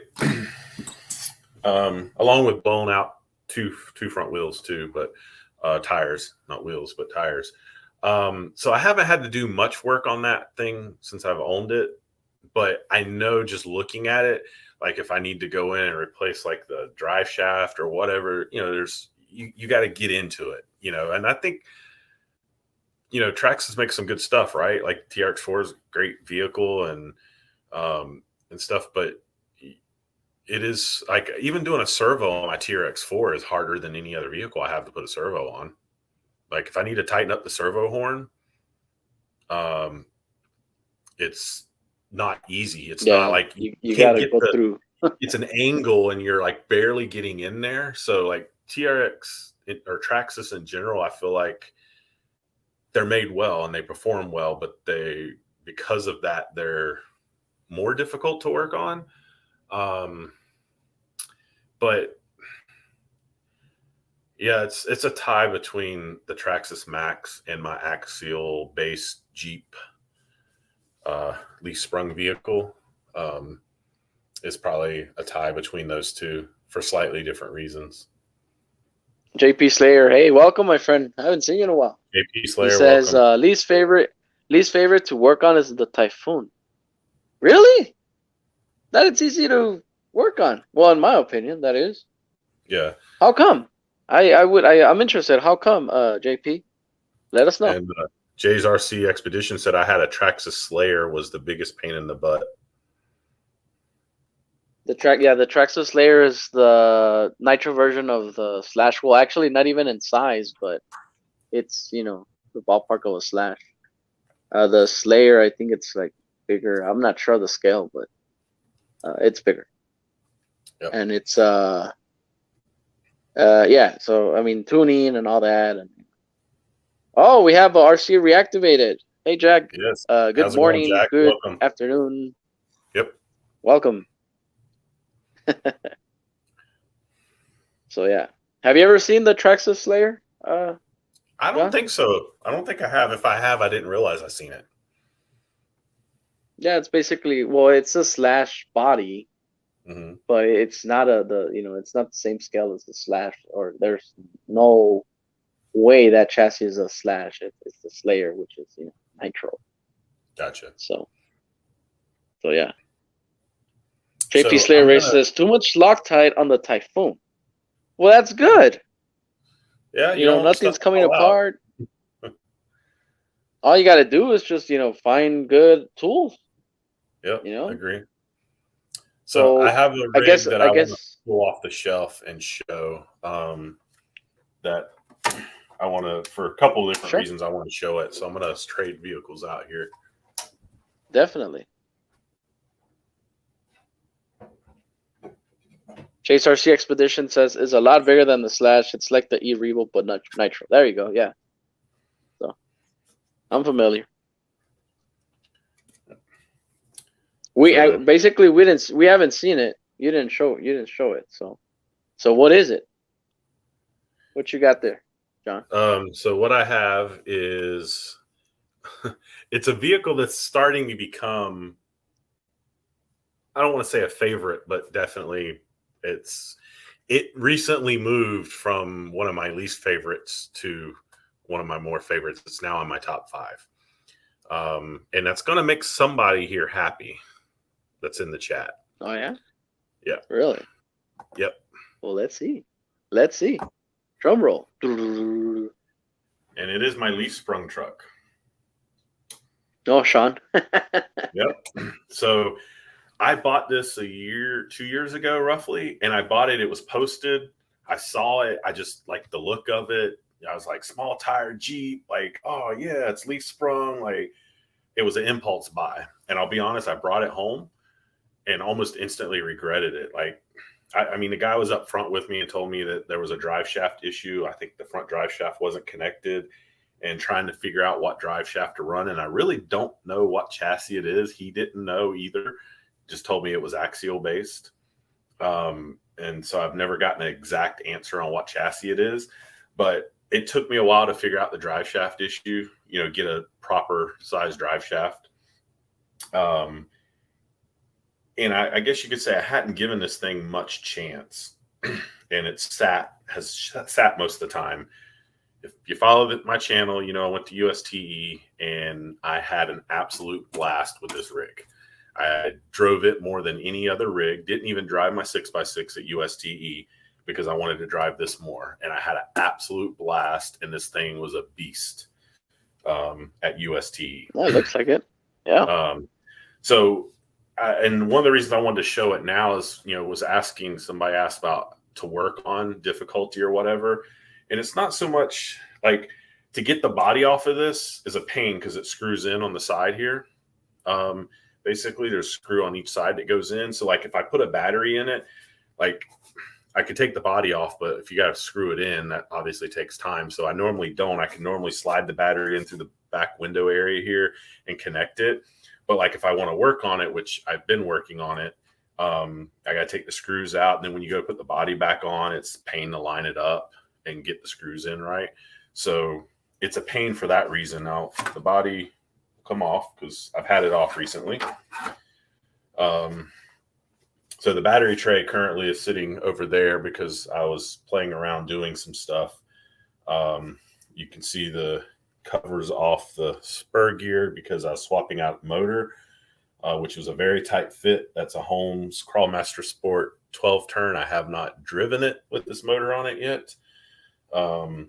It has a cheap 20 kg servo on there. And I just installed, this is that new Amazon ESC, the IDST 70 ESC, which so far is awesome. It's got Bluetooth. You can hook it up and make changes, like right away and do stuff. And it has active drag brake. So when the vehicle's sitting still, if you try to push it backwards, you can actually hear it giving power to the motor and trying to keep it from rolling.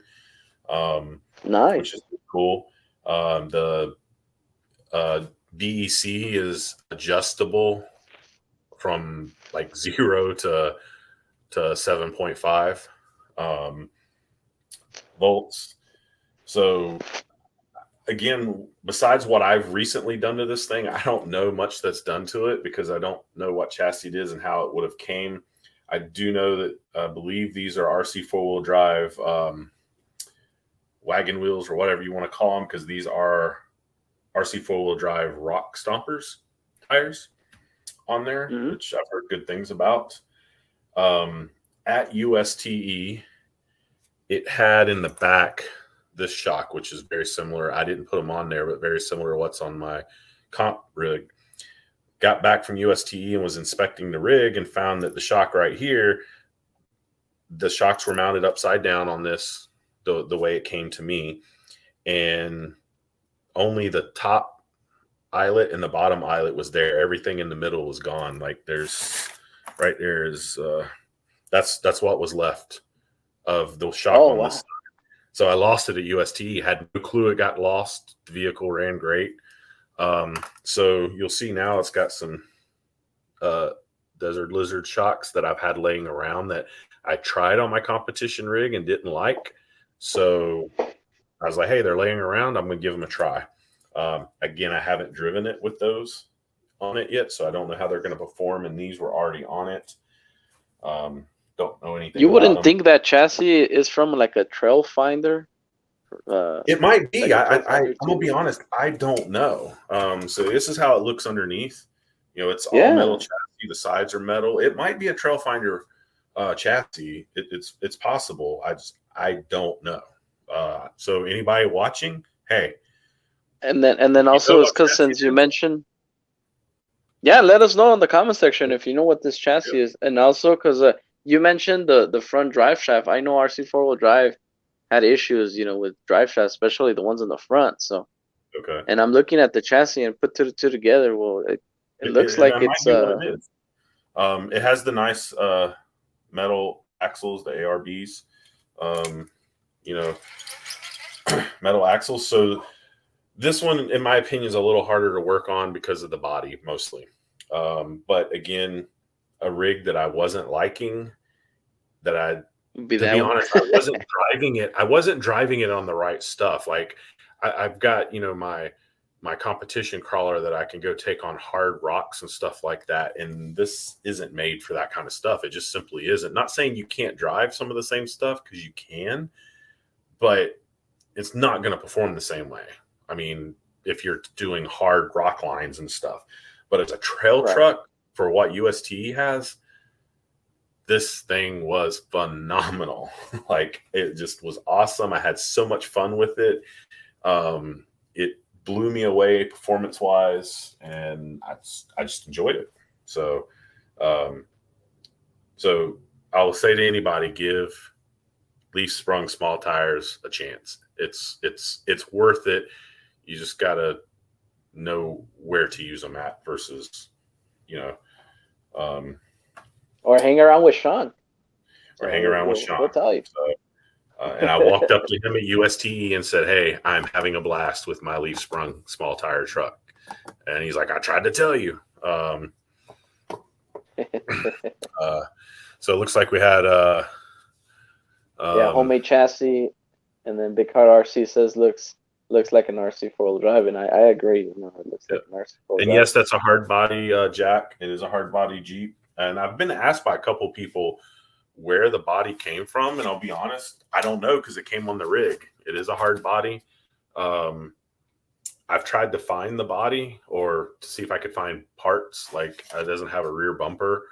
And I don't know. I don't have glass or plastic, whatever for it, which don't know if I really want either because of putting the battery in it. But at the same time, I sort of want to do interior, which I could probably make some interior for Could it. it possibly be a New Bright, maybe? It's anything's possible for sure. Yeah. In my opinion, this body wasn't made for this chassis. I will say that, just the way it was mounted or is mounted on here. I'd say it wasn't designed for this chassis. You know, somebody made it work, which that's what we do in RC, right? You know, if we want something, right? we Yeah, make exactly. it fit. You know, I mean, it does the job, and I like it. I've had multiple people be like, "Man, that body looks good." But so I'm doing upgrades to it, motor, ESC. Actually, since I've owned it, I've never greased anything on it. I've so far opened up the rear diff, put some grease in there. I've got to do the front diff still.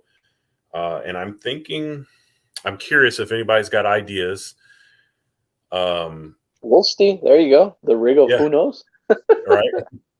I like it. And what's funny is I agree with what his comment is, and I'm enjoying this rig now. But I want to. I'm thinking about painting it this year, like doing something. Like I bought it for the way it looks, but I think I want to paint it and make make it look a little nicer on the body. And I can't decide how or how I want to go about that.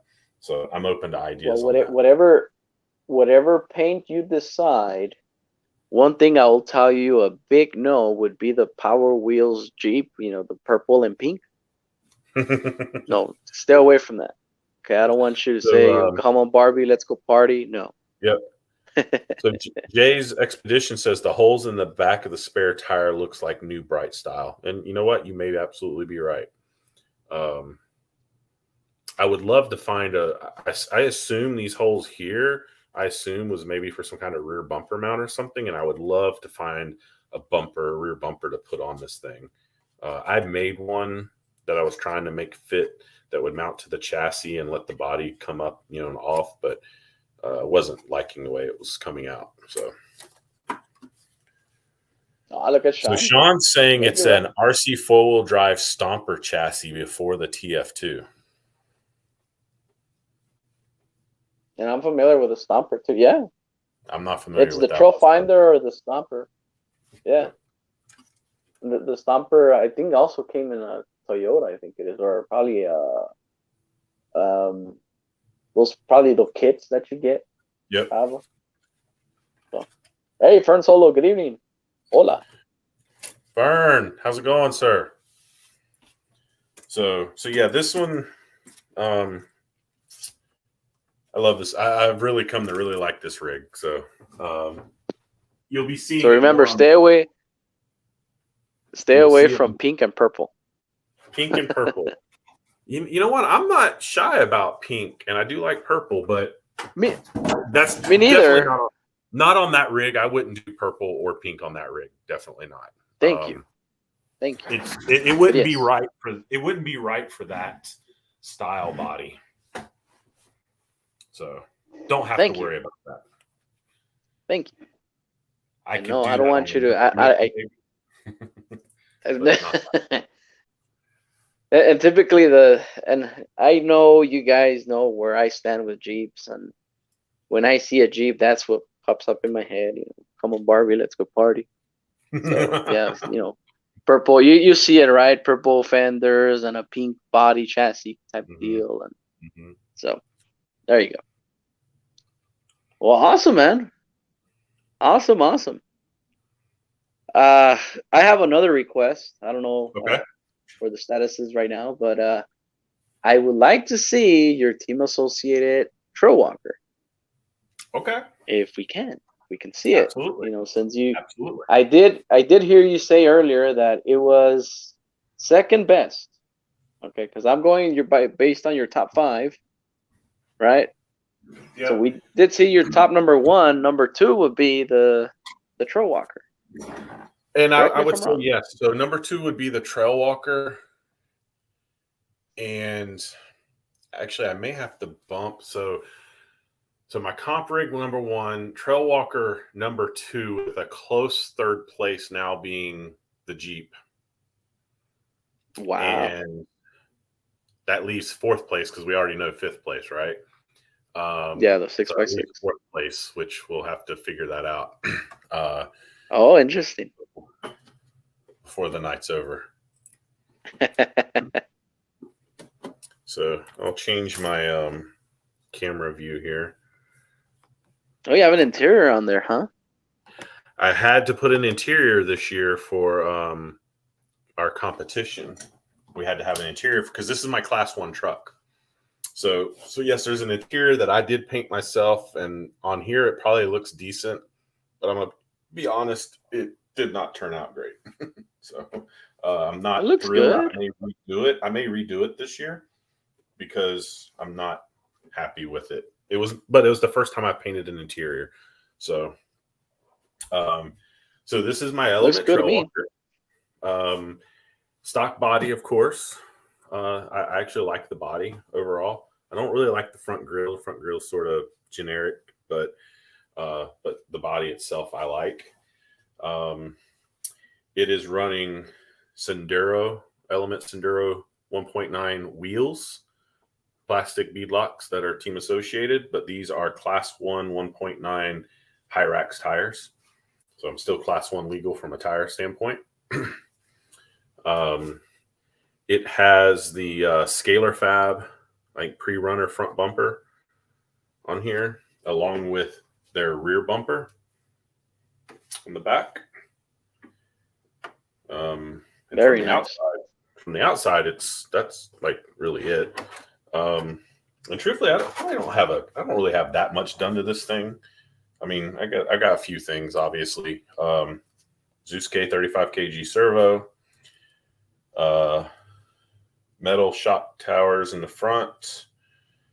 It now has a Crawlmaster Sport Holmes Hobby 10 turn with a 1080 ESC, which I just swapped this ESC and motor in here not that long ago. I was running stock ESC for a long time.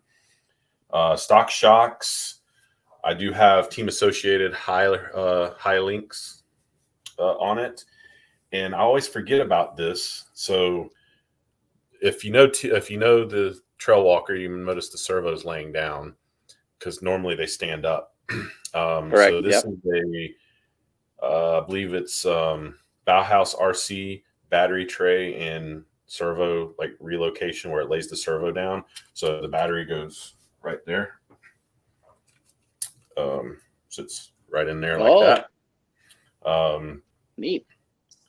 On there, but obviously small. I mean, I can actually put a bigger battery than that, and I have done that. And DSM integrated recovery system here that goes through the front. And that's, this, I think it's SOR upper riser for the rear links, which is supposed to help you climb, supposedly. I put it on. Don't know if I could tell a difference, to be honest. So, and that's really it. I mean, very, in my opinion, basic mods for this. And I love this rig. This is a great performing rig out of the box. Element has really stepped up their game, in my opinion, with their Enduro line, and now the Ecto. Great rig. In fact, I was debating on building another competition rig and using basically a Enduro builder's kit or whatever they call it as the platform. I may or may not still do that. It has great steering. I mean, you got the behind the axle steering links. Steers extremely well. This is a really, really good rig right here. And of course, you can't buy this anymore. And I have to ask, have you broken anything on it? If I've broken anything, no. Mm-mm. Wow. No, it's been a phenomenal rig, and I'm not easy on this one either. Now, this is my Class 1 competition build. It's been to USTE twice. I drove it this year on one trail, I think, and last year I drove it on I don't know how many trails, quite a few trails. So it's got some miles on it. And it runs good. If you don't know the transmission on these, you have ability for overdrive, and they come with I think it's like a 5 or 6% overdrive, I think. And that's what it currently has. I'm not sure, but I think this is the gear for the 11%. Yep. I think. I'm thinking about putting 11% in because I do like overdrive. I mean, this one runs great the way it is, but I'm thinking about trying the 11% overdrive just to see if I can gain a little bit extra with it. But yeah, great driving rig. I'm still in the stock remote system on it. Yeah, good rig. And I own the Sendero, and yeah, it is very amazing. I know it's I got your wheels. Yeah, exactly. So I must ask. So when you buy the Trail Walker, difference between the Trail Walker and the Sendero, the Trail Walker has 155 wheels. Question is, why aren't you rocking those out? Right? How come you're not using them? Is it? I mean, it doesn't conquer the trail as much as a 1.9s, or because in my opinion, I hear that there's no difference really. But hearing it from you, I mean, I'm curious to know what's the story behind that. The stock tires that come on this thing, in my opinion, are absolutely horrible. Okay. Interesting. Okay. So I still have them. They're in my bin of tires there. Actually, I think they were at the top. The stock wheels, the gray wheels, I think they were sitting there. The tires themselves, I feel like, are horrible. I know there's people that like them, but I didn't like them. Thought the tires were absolutely horrible. And again, so I have to say too, technically I won this rig. And I should say that, so I won a raffle. Which was a money raffle, but it was still an RC thing, but it was a money raffle. And it was like, I don't know, $700 or something.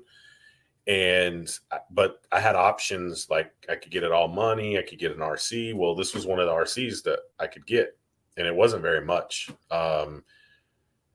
So I got this because I wanted a new Class 1 truck. So I got this and then the money. So technically I won this. And I figured, hey, I didn't know anything about it. If I win it, technically, like, give it a shot. Like I said, I recommend a Element Enduro Ecto to anybody. They're a great line. The only thing I wouldn't recommend is the IFS personally. But so asking about tires though, and Sean says it here, there's a big difference. The 1.9 gives you a lot more clearance, and he's right. Even the small tire 1.9 gives clearance. And so there's definitely a difference there with that. I feel like these particular, being still a Class 1 legal 1.9 tire, is a great combination. I think the tire size fits the body very well. I have run this truck in Class 2 by just simply putting the TRX4 Canyon Trails on it. I've done that twice actually. And it's funny. It looks like somebody's old pickup truck that they threw big old 40s on or something, It actually sort of looks, I don't want to say it looks scale, but it looks, I don't know, it looks okay, I should say, and performed pretty decent in Class 2, just the way it was. A lot of body rub, but no, I like these particular tires on here. I think it fits this truck, works well. I just like it. So. But now you see, okay, so the 155s, so the clearance wasn't there.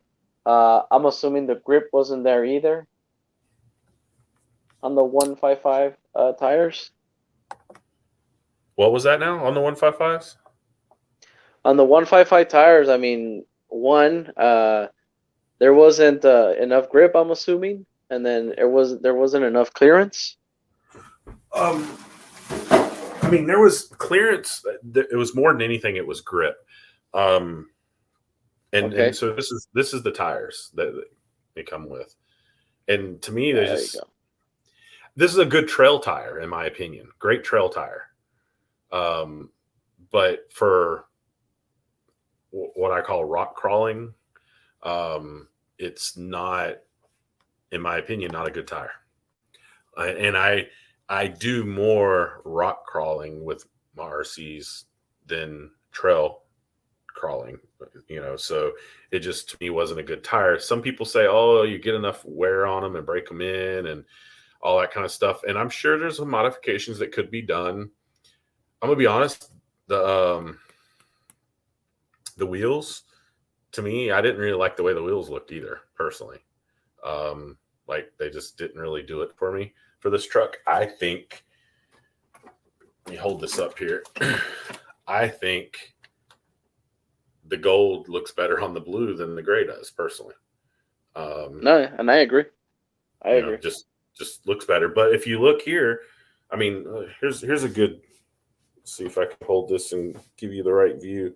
Trying to center the tire on there. Obviously, the stock 1.5s are a little wider, and yes, there's a little bit of height difference on the 1.9 Class 1 tire. So there's definitely, it's probably about equal. So yeah, there's a little bit of gap there. Oh, that's interesting, man. JP, Slayer says the gold pops, and I agree. I just like the way it looked. So if anybody wants some 155, I've got all four.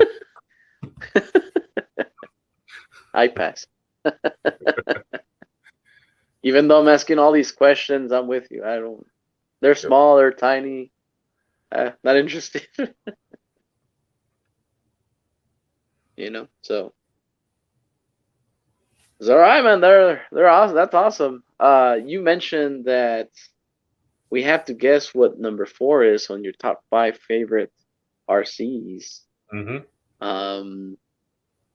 So just to give everybody here a little quick recap, your number 1 was a Gen 8 based parts crawler with your competition rig, and then the number 2, it's pretty much that one what you're holding.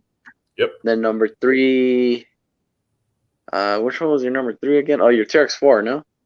No, I'm sorry. No. Number 3 is the Jeep, the leaf sprung Jeep. The Jeep, the generic. Mm-hmm. Your generic crawler, and then number 5 is your 6x6. 6x6, yes. So, what does people think the number 4 is? And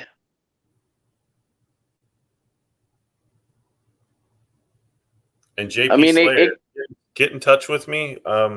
You pay shipping, I'll send you those wheels and tires. I don't need them, so get in touch with me. Send me an email. He's in New Mexico. He's like about 4 or 5 hours away from me.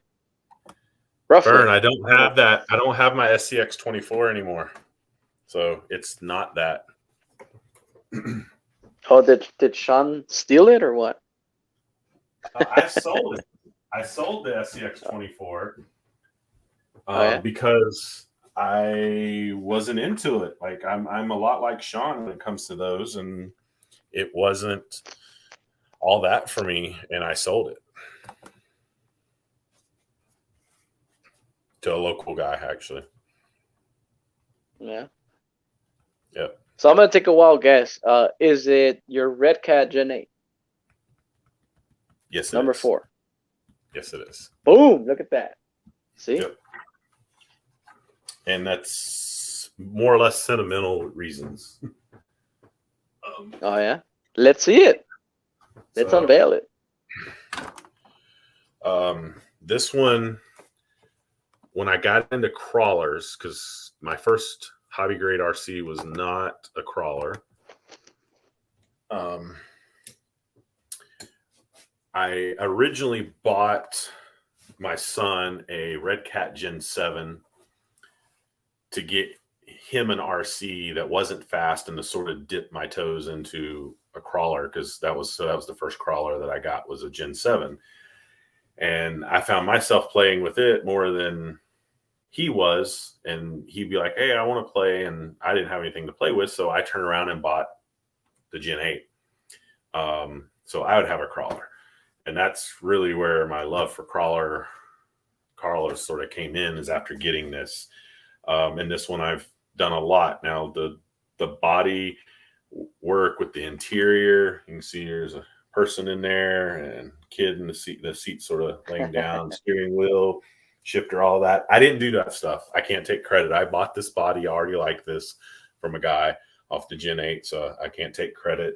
There's actually, the steering wheel has a servo in there. If I hook it up and everything, when you turn the wheel, the steering wheel will turn. Oh, that's pretty neat. But so I can't take credit for the body. I bought the body, but everything else, pretty much underneath, I have done to it. So I mean, just to sort of, and she's a big girl.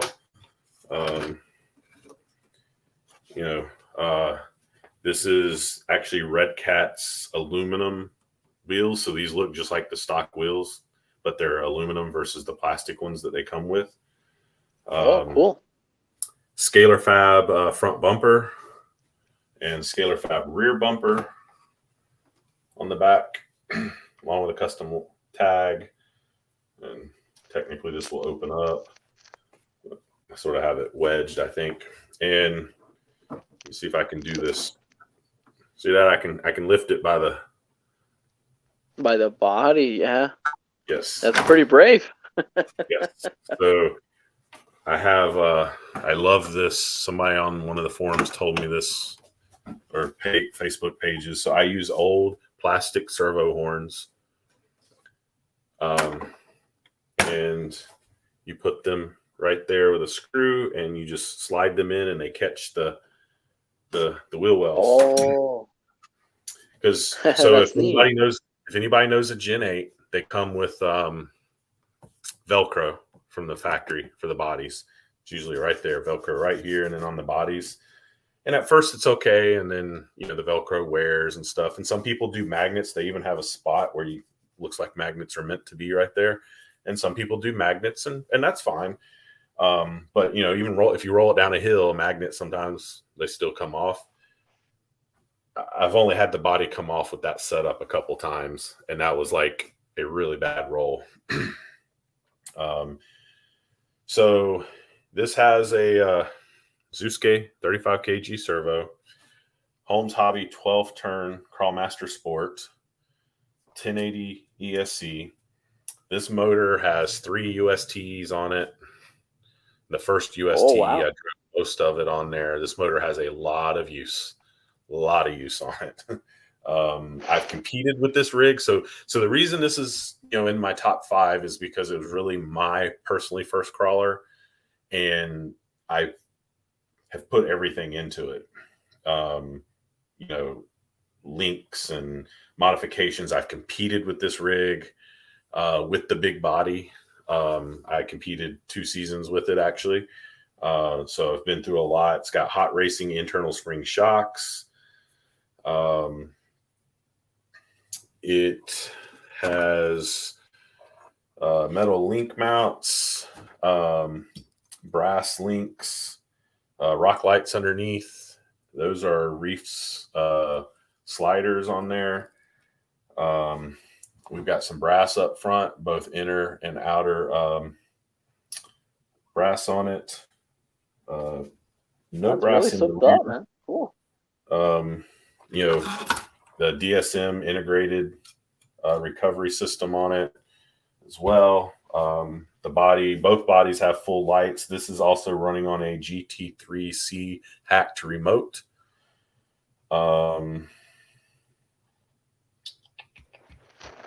Like, there's something else that I might be missing, and of course it's on Canyon Trails, Traxxas Canyon Trails. These have not been modified. These are technically stock. They're the only ones I have that have not been modified, and they still run really well this way. And for what this rig is now, I don't really need to modify them because it's more of a trail rig I'm not trying to go bust stupid lines with it. So, so yeah, this sits in number 4 for sentimental reasons. That's an awesome rig, man. Gotta say, pretty neat.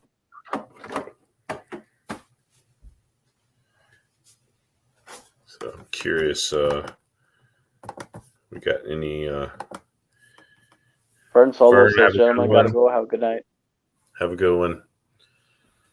Anybody got any questions on any rigs or anything really? I guess don't even have to be on my rigs. Could be anything.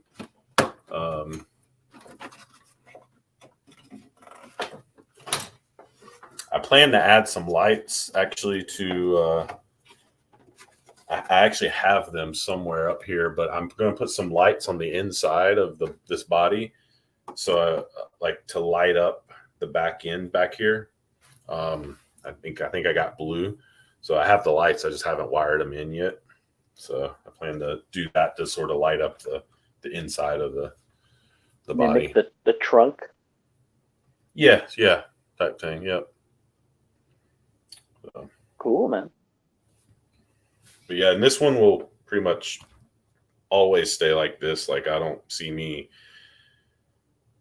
doing anything. I mean, the only modifying way I do anything, it more. Yeah, body wise, the only thing I would do for body is swap out to other Gen 8 bodies, like the green or purple body or something, maybe. But I like this body. I think it's pretty scale with the interior and whatnot. So I don't really see me moving from this body. Sean's RC Adventure, yes. And if you guys don't know, Sean's RC Adventure is doing like a little build off for rigs. I think to get set up for UST, right? If I'm not mistaken. Yep. He has his official rules there on his community tab. If you haven't followed Sean's RC Adventure, he's right there on the chat. As far as me joining that, oh man, you put me in a tough spot. I don't know. As far as builds, I just finished my Tomahawk from Kyosho. I know that's not a faller, but basically this year, man, I just haven't had time to RC in general. So that's my current situation. If I find more time, definitely. But I'm definitely following. So we'll see. I like pecans. Yeah, that's the answer. Jay's RC Expedition. I like pecans. Pecans. And yeah, if you guys haven't seen our last week's live stream, I highly suggest you go check it out. Yeah, we had fun. Specifically, the next hour we usually here for about 2 hours. The last hour, the Tank RC. I know he was here earlier. But, 3 hours. Yeah, we went for like 3 hours, and yep. It was very comical. It was. It was a lot of fun. We had a great time, so it's pretty cool if you guys want to go check out the rerun, definitely. So. Yeah, it was definitely a lot of fun. And in regards to the build off that Sean's doing,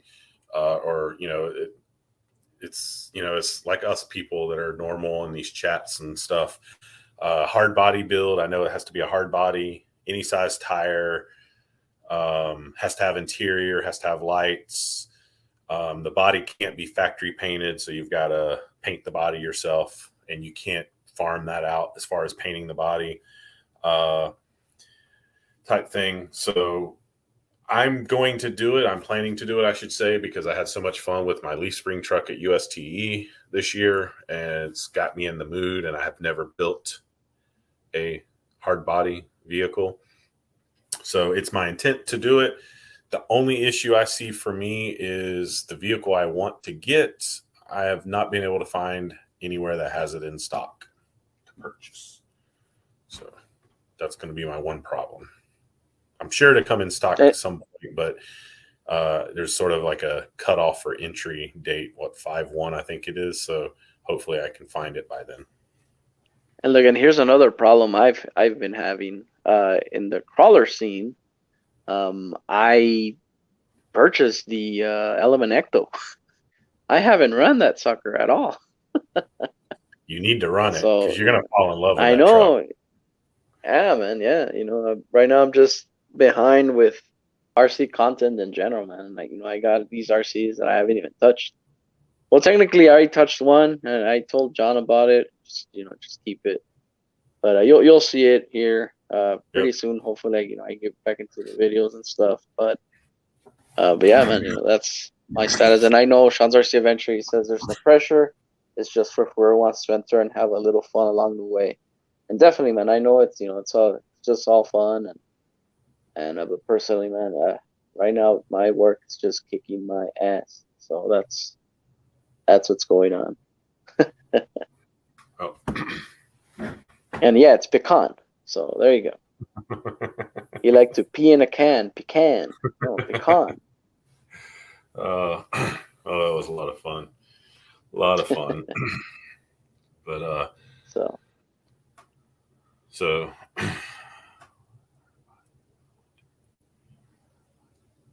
yep, this is good explanation. Unknown RC, thank you for posting that. That's pretty much your main rules right there. Probably the big ones. And then it goes on. You can have any chassis, any size tires, all painted by you. No factory no factory painted bodies.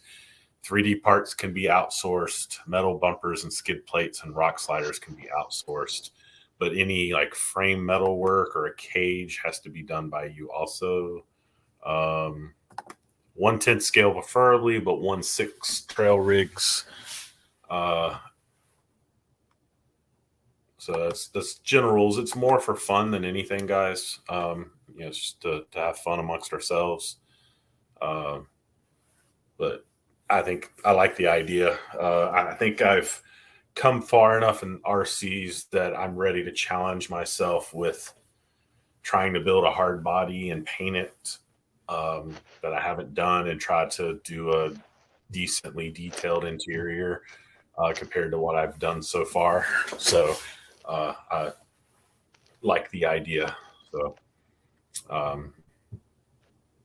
and then take it to UST next year and run it on the trails and see how it does. Definitely. So what do you say, John? Should we still showcase? We're in the 2-hour mark now. It's up to you. Correct. So I guess here's what we'll do. And people in the chat, looks like there's 16 people watching. Is there anybody want to see anything else that I have that we haven't shown? I know that haven't shown my boat, which isn't nothing special. Haven't shown my drag cars or my Traxxas Max or my very first hobby grade RC. Hasn't been shown either. I'm up for showing any of those if anybody wants to see any of those, but doesn't hurt my feelings either if nobody wants to see anything. So if anybody wants to see any of those, say something and we'll show. If not, yeah, and technically we'll leave it up to the chat. See what's yep. Because exactly. Man, the chat. That's the fuel that keeps us going. Exactly. We do this really ultimately for you guys. So exactly. Jay's RC Expedition says first hobby grade. Oh, I know it, and I know it. Can I guess it? You already know it. I know. Sean, yeah. Dancing. Yeah. I don't dance. I don't know if Gabe does, but I don't dance. No, I'm horrible at it. I slow dance, and that's about it. But yeah, I can definitely show my first hobby grade RC, which Gabe knows. Gabe at one time owned one. I owned one. Yeah, I did. And unfortunately, I have a few chassis. You want to own another one? I got a few chassis.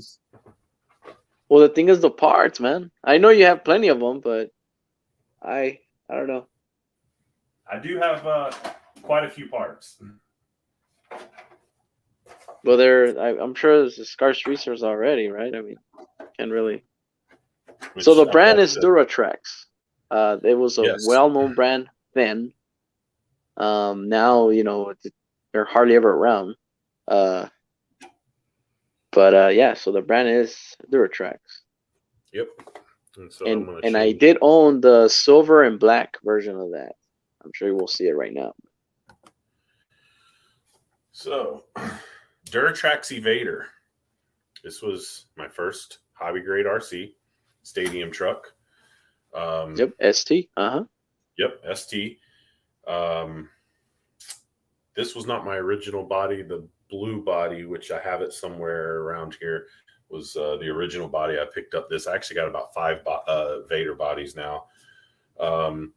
So it's currently, it runs technically, but it is it is broken back here. It broke that axle there. Oh boy. So, I mean, it doesn't have a ton done to it. It's got I don't remember what servo, but it has a decent servo for back in the day. I put these nice little shock covers, spring covers to keep everything clean. It's got a metal front piece there. And actually, you'll notice here I've reused some old crawler stuff here. Dynamite? No, what is that? Yep. No. Yeah, it's dynamite. It's upside down, but yes. Oh, okay. Red Cat receiver. And actually, amazingly, this has a red crawler motor in it. In which, in terms you can still run it, yeah, but yep. the ESC and it does that. like 20, 22 miles an hour. It's not extremely fast in this setup. Now, back in the day, and if you're following my YouTube channel, if you go way back, you will find videos of this thing doing cyclone donuts. Back in the day, it had a Traxxas Velon brushless system in it, and it was definitely fast. I think the fastest I ever clocked it was, 43 miles an hour, which I guess, today's standard, that's definitely not fast, but back then it was fast. And this thing would do donuts like there's no tomorrow. If you know anything about the Evaders, you know that the first version of them, which is what this is, had a ball diff in them. And when you started putting brushless power to them, the diffs, if you did not keep them just right, would just melt because it was a plastic gear. And after killing enough diffs, I parked it for many, many, many years and had a son who started growing up and seeing it sitting in the garage and kept asking about it. And I pulled it out and went to play with it and killed another transmission with the brushless system. And so because of that, I bought my Helion Centurion buggy, which has now been converted to a drag build. But I bought that buggy off Marketplace for $100, which actually had this Red Cat motor in it, actually, when I got it. And I put the Traxxas Velon system in in that buggy, which it's still in there now as a drag setup. So yeah, this is my first hobby grade. I've sort of given it to my son, but it will stay in the family. If he doesn't stay up with it, I will keep it. And I have 3 or 4 more chassis, one of which in the garage is a graphite chassis. If you know anything about them, they had graphite parts. Really? So I have a full graphite chassis. I have full graphite front and rear arms on a different chassis. Some other graphite parts as well. Yeah, that's cool, man. Awesome. Yeah. So yeah, that's my first hobby grade right there. So it's got sentimental value. And if you're probably curious whatever happened to mine, I used mine, I broke it, I went to my local hobby shop. Then when I was practically a kid. I mean, I was maybe 10 years old. I'm 31, by the way, if you're curious. And yeah, I went there and they told me, no, Duratrax doesn't make parts for these anymore. And I'm like, are you kidding me? So there, I just lost interest. And, I had a buyer, and I said, yeah, of course. So that was that. Yep. I That's just what found happened one to on that car. Marketplace, a roller. Just today, I found one on Marketplace that's about 2 hours from me, I think, for sale. And I'm like, do I want to buy it? And I'm like, I don't really need another one, but it was full roller, wheels, tires, everything. I'm like, no, I've got too many chassis already, and of it. Like if I made every one of those working, I mean, that would put me another 3 or 4 vehicles. I can't remember. Yeah. I'm the same way with these Glamospheres. If I do see a chassis specifically on eBay, I pick it up. And actually, right now I'm currently at 2 chassis. That's what keeps my park going. So, Yep. yeah, man. I mean, there's no So such thing as amazingly, having too back much in the parts. day when I had this, so my I showed that Futaba manual earlier, which goes to this remote right here. Yeah. I bought this remote. This is my first non-factory ready to run remote that I bought, and I bought it for the Evader. So Oh, did I you? bought, Nice. and I think back in the day, this thing I think was like $400 or something, maybe 500. I don't know. It was expensive, and yeah, I bought it, and it still works. I mean, this thing still works, and it was on the Evader up until the point that I got the Centurion buggy. When I moved the brushless system over, I ended up moving this remote over to it as well. Nice, man. Yeah, and just so you know, okay, before I even started my channel, I had a Futaba radio. I did. And the thing that happened there was my local hobby shop didn't carry receivers. And what I mean by that, didn't have any in stock.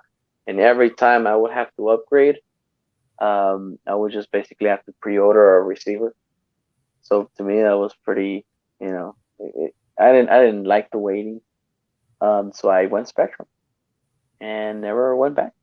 He went to Spectrum, and he loves So, the TX2 or STX2 no, remote. STX2. Yeah, STX. STX2. No, I don't. And practically, that's not a Spectrum. I don't know what the hell that is, but it is not. I know it's a Spectrum on there, but it's not a Spectrum. So, yeah, man. So yeah, that's takes it back to the beginning for me when it comes to RCs. So, Then same here, man. which I That had, was I guess, one. as a kid, I did have some RCs that now, you, I guess, would debate if they're considered hobby grade. Back then, to me, they weren't hobby grade. Like I had a Bandit, back in the day, probably when I was like 11 or so. You had a Bandit. Wow. Yeah. Yeah. Nice. And I didn't have it very long because I got it for Christmas, and I think within a week I had stripped the gear out and the transmission. And this was really, I don't think internet was really a thing yet at that time. Yeah. So there was no real research to do or whatever. So I think I ended up sitting on it for some time, and then eventually got thrown away. And I look back now and I'm like, man, I wish I'd have kept that. But Same here. I don't really consider that. I mean, my first hobby grade, because I don't think at that time it was really considered hobby grade. I think, but it's sort of is like some of the Tamiyas, whatever. I don't think they were really considered that or intended to be that, but they've sort of been inherited in a way, Yeah. so to speak. At Well, least I from my got some Tamayas. Yeah, yeah. I got some Tamayas. I know they're, re-releases or what have you, but Yep. I did enjoy the few that I have that I build, and they're pretty great builds.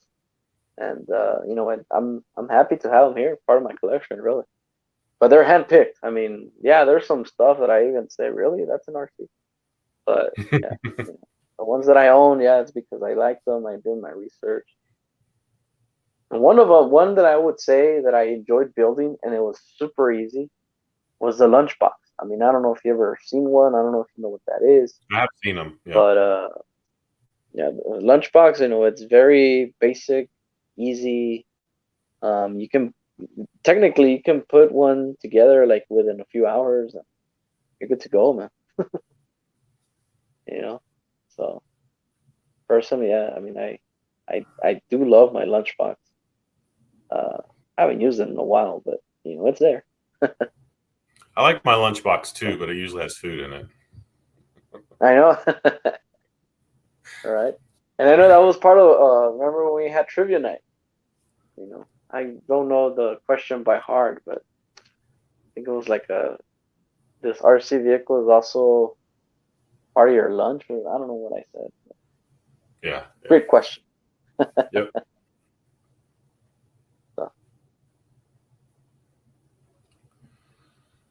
So, all right. Well, unless anybody's got anything else they want to see, we'll probably close it down here soon.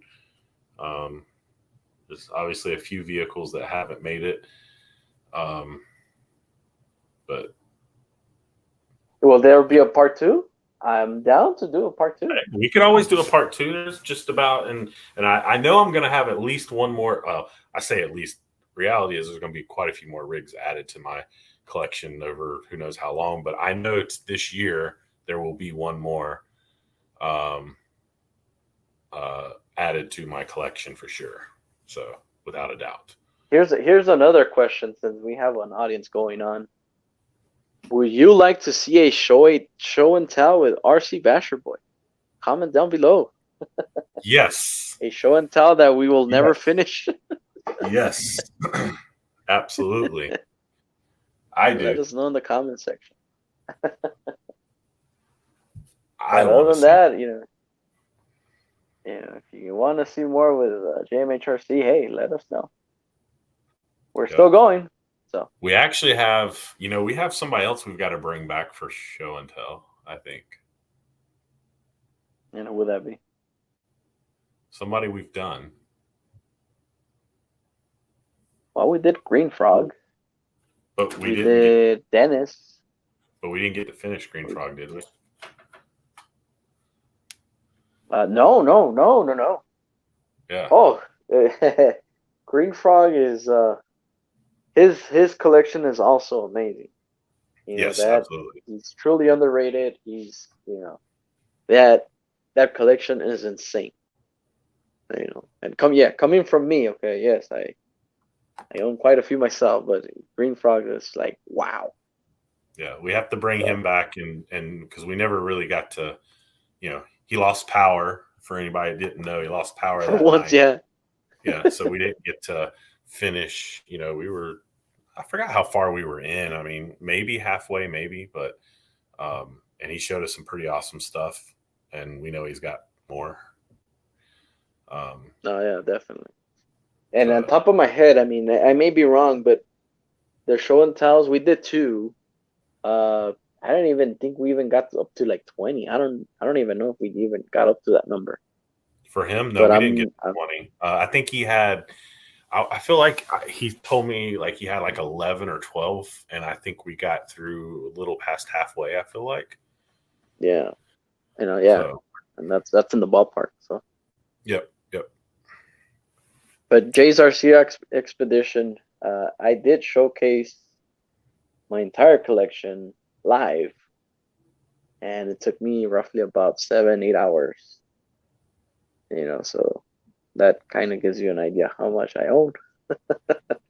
Yes, he has. If you don't know, he has a very large collection. So. I mean, I've heard larger. Trail Crawlers RC, I know he's in here. He has way more than me.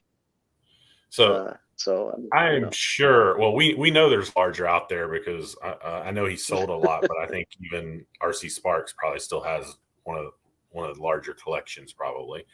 I bet, yeah. But you're up in the top, probably 5% in my opinion. I'm in the top. No, even the Tank RC. Also, I think we're hand in hand. Maybe even Like I 10 said, has a lot of 5%. RCs. I'm saying 5%. Like, so I'm not. I mean, at least of the maybe there. I'm sure there's maybe a couple out there that we don't know about whatsoever that's got big collections, but you definitely got like. Let me rephrase it. You're in a. I feel like you're in a league, like a certain league. Like I'm minor league here at 15. Like that seems to be like you're just starting to take RCs seriously when you get to 15.